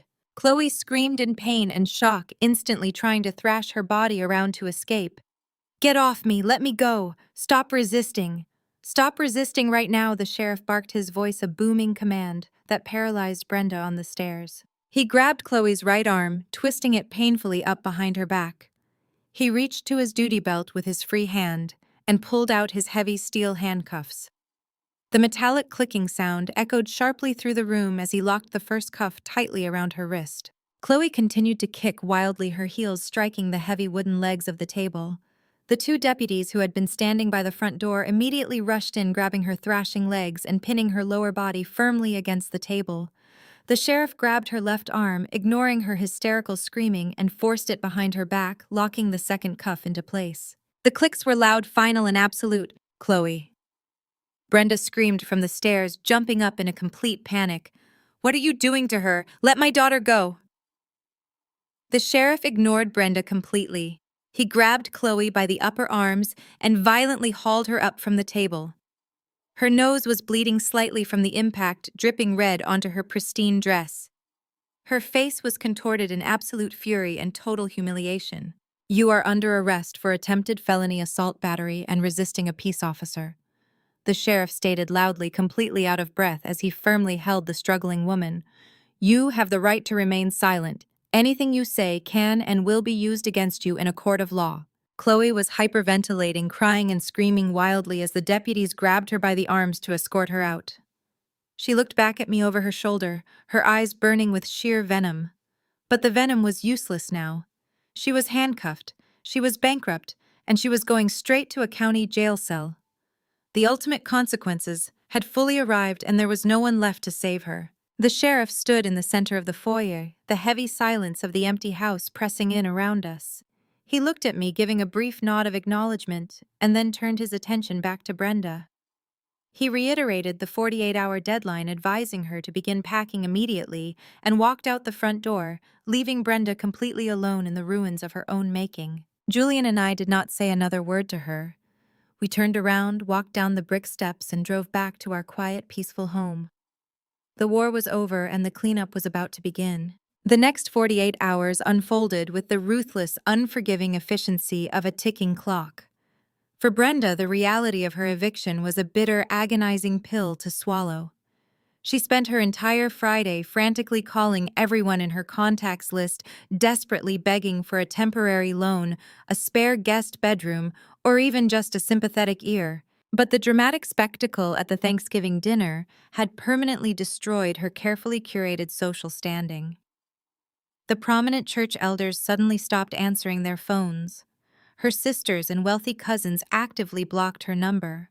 Nobody wanted to be associated with a woman who had faked a medical emergency to avoid the police, let alone a woman whose daughter was sitting in a county jail cell for felony assault and massive financial fraud. With absolutely no money to hire professional movers and no friends left to help her, Brenda was forced to pack up her entire life completely on her own.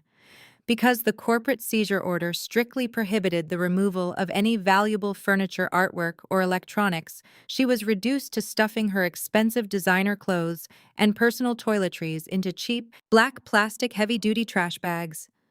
The visual contrast was absolutely staggering. A woman who had spent decades draped in imported velvet and authentic pearls, looking down her nose at everyone else, was now dragging garbage bags full of shoes across the immaculate hardwood floors of a $2 million estate she no longer owned. She had to leave behind the grand piano, the antique silver sets, and the massive crystal chandeliers she had always bragged about. By late Saturday afternoon, Brenda had managed to secure a tiny rundown one-bedroom apartment on the far outskirts of the city. It was situated in a dilapidated, dangerous complex, right next to a noisy industrial highway, miles away from her affluent country club lifestyle. She loaded her trash bags into the trunk of a cheap rental sedan. As the clock struck 6 on Saturday evening, the private security firm hired by Oak Capital arrived exactly on schedule.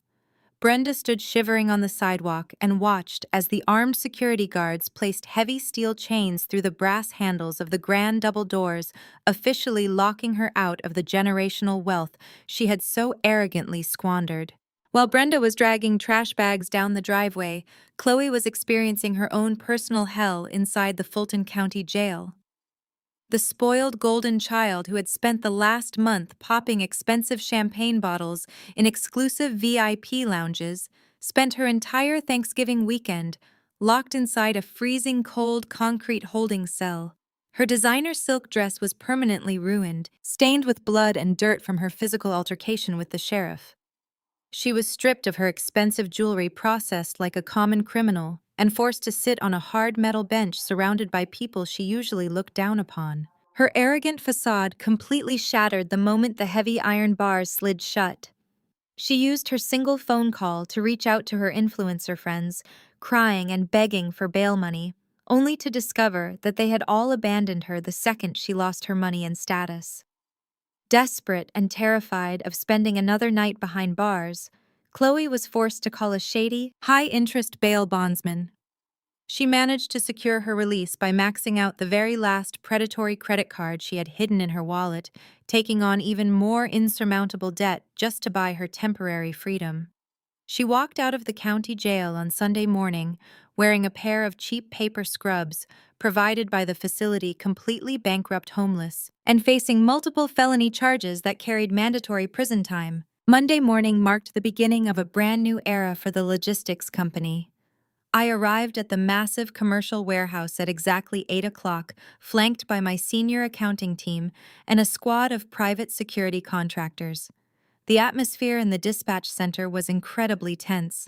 The remaining employees, the toxic enablers who had allowed Kloe to run the business into the ground while collecting unearned paychecks, were sitting at their desks whispering nervously.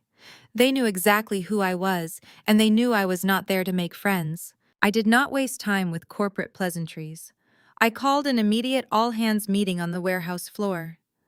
I stood in front of the remaining staff and methodically dismantled the corrupt culture Brenda and Kloe had cultivated. I fired the lazy dispatch manager who had actively ignored the retail vendor's phone calls while Kloe was day drinking. I terminated the corrupt bookkeeper who had helped Kloe manipulate the balance sheets to hide her massive cash withdrawals. I handed them their final severance checks, escorted them off the property with security, and officially purged the toxic rot from the payroll. With the dead weight completely removed, my financial team and I began the aggressive process of total liquidation. The family logistics company was no longer a viable operational business, but it possessed highly valuable hard assets. I hired a specialized commercial broker to auction off the massive fleet of delivery trucks. Because the supply chain market was currently experiencing a massive shortage of commercial vehicles, the trucks sold for a significant premium within days. We then placed the massive prime real estate warehouse up for sale, securing a highly lucrative cash offer from a national e-commerce corporation looking to expand their local distribution network. Every single penny generated from the liquidation of the trucks, the warehouse, and the eventual sale of Brenda's $2 million estate was meticulously gathered into a single corporate account. I did not keep a single dime of the profits for Oak Capital. Once the initial $50,000 defaulted loan, the secondary predatory loan, and the corporate legal fees were fully satisfied, I took the remaining millions and executed a flawless financial maneuver. I established a secure, high-yield, irrevocable trust fund, and I placed every single asset, every single dollar, and every single share of that trust entirely under Julian's name. I presented him with the leather-bound trust documents in our living room. I had not engineered this massive corporate takeover to steal his family wealth. I had engineered it to rescue the wealth from the parasites who were actively draining it and return his rightful legacy to him, completely clean and protected. A week later, the liquidation process was nearly complete. The massive commercial warehouse was almost entirely empty, completely cleared of the wooden pallets, the heavy machinery, and the decades of accumulated inventory.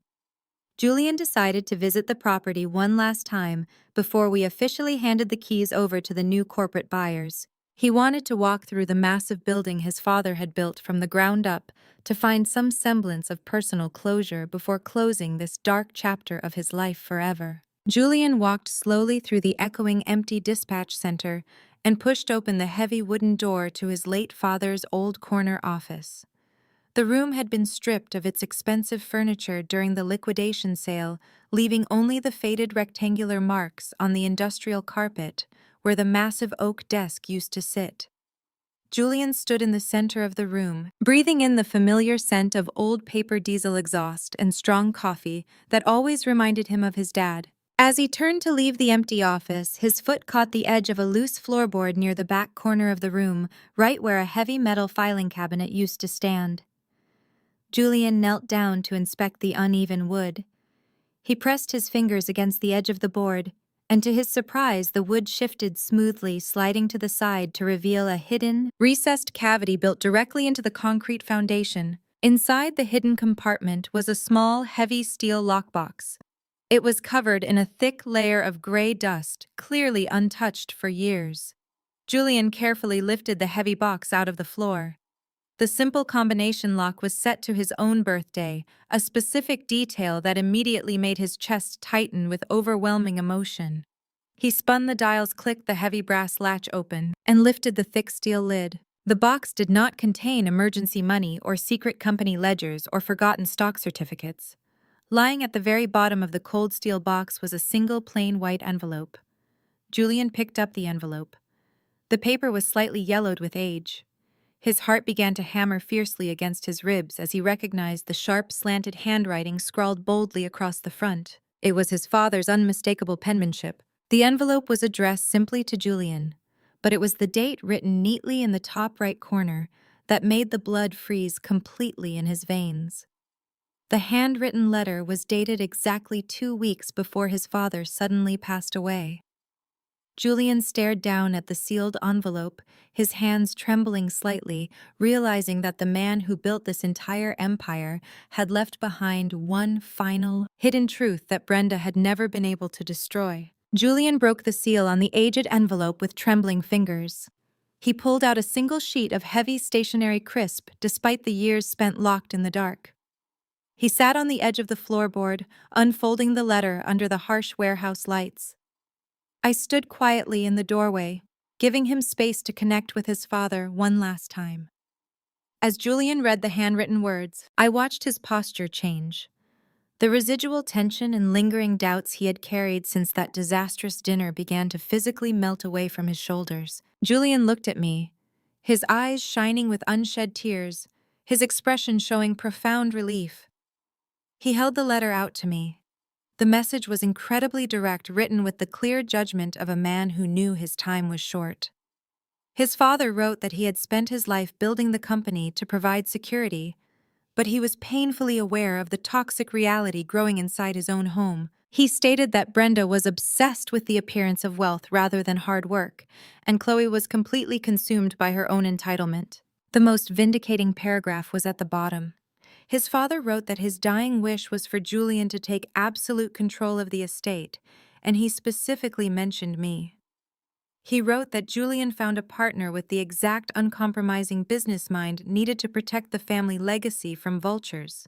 He intended to legally restructure the trust to ensure Brenda could never access the primary capital, but his heart condition took him before the lawyers finalized it. Brenda found this letter shortly after his death. Instead of honoring his final wishes, she locked it in the safe, buried the truth, and spent the next 5 years using the company as her personal weapon of control. Finding that letter was the ultimate closure Julian needed. It completely validated every single boundary we had set. He carefully folded the letter, placed it securely in his breast pocket, and walked out of that empty office without ever looking back. The ghost of his father's expectations had finally been laid to rest. With emotional ties severed, we moved forward with the final phase of liquidation. The $2 million estate where Brenda ruled her fake empire was officially listed. Because we stripped it of emotional value and treated it strictly as a distressed asset, it sold within 3 weeks to a real estate developer. The massive influx of capital from the house, combined with funds from the warehouse and truck fleet, was entirely secured in the irrevocable trust under Julian's name. But Julian and I had no interest in hoarding the money to buy expensive cars or flash designer labels. We knew the true value of generational wealth was not about projecting a fake image. It was about creating lasting positive impact. We took a significant portion of the liquidated funds and established a permanent educational endowment at the high school where Julian served as principal. We named the scholarship directly after his father, ensuring the man who actually built the wealth would be permanently honored. Every year, a full academic scholarship would be awarded to a graduating senior who demonstrated exceptional work ethic and a desire to study business administration. We took the money Brenda and Kloe tried to use for VIP nightclub tables and luxury handbags, and we turned it into a foundation that would actively change young lives for decades to come. The chaotic chapter of our lives involving Brenda and Kloe was permanently closed.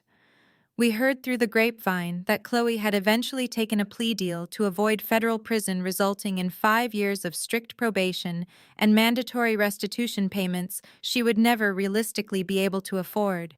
She was working a minimum wage retail job, her influencer dreams completely shattered. Brenda remained isolated in her tiny, noisy apartment, completely cut off from the church community she had once dominated, spending her days bitterly complaining to anyone who would listen about how her ungrateful son had stolen her life. But their misery was no longer our problem. We had completely detached our wagon from their sinking ship. Family is often presented as an unbreakable bond, a sacred obligation that requires you to endure endless disrespect simply because you share the same bloodline. But that is a toxic, dangerous lie. Loyalty should never require you to sacrifice your own financial security, your mental health, or your self-respect. Sometimes, the most loving thing you can do for yourself is to walk away from the people who are actively trying to destroy you. Julian and I did not just win a financial dispute, we performed a necessary surgical extraction. We completely removed a generational curse of financial abuse, narcissistic manipulation, and toxic entitlement before it could ever infect our own future. Today, my life is exactly what I built it to be. I am still the executive director at Oak Capital, managing high-stakes portfolios with the same ruthless efficiency. Julian is still the respected principal of his high school, guiding the next generation with integrity and purpose. We did not use the trust fund money to upgrade our lifestyle to match the fake elites. Instead, we used it to completely pay off the mortgage on our own beautiful, quiet home. As I peacefully sit right here on my back porch this beautiful evening, holding a warm cup of fresh coffee and watching the golden sun slowly set over the tall pine trees, I feel a profound, unshakable sense of calm. Julian steps out through the sliding glass door, resting his hand gently on my shoulder before sitting in the chair next to mine. There are no debt collectors calling our phones. There are no manipulative family members demanding our money. There are no fake images to uphold.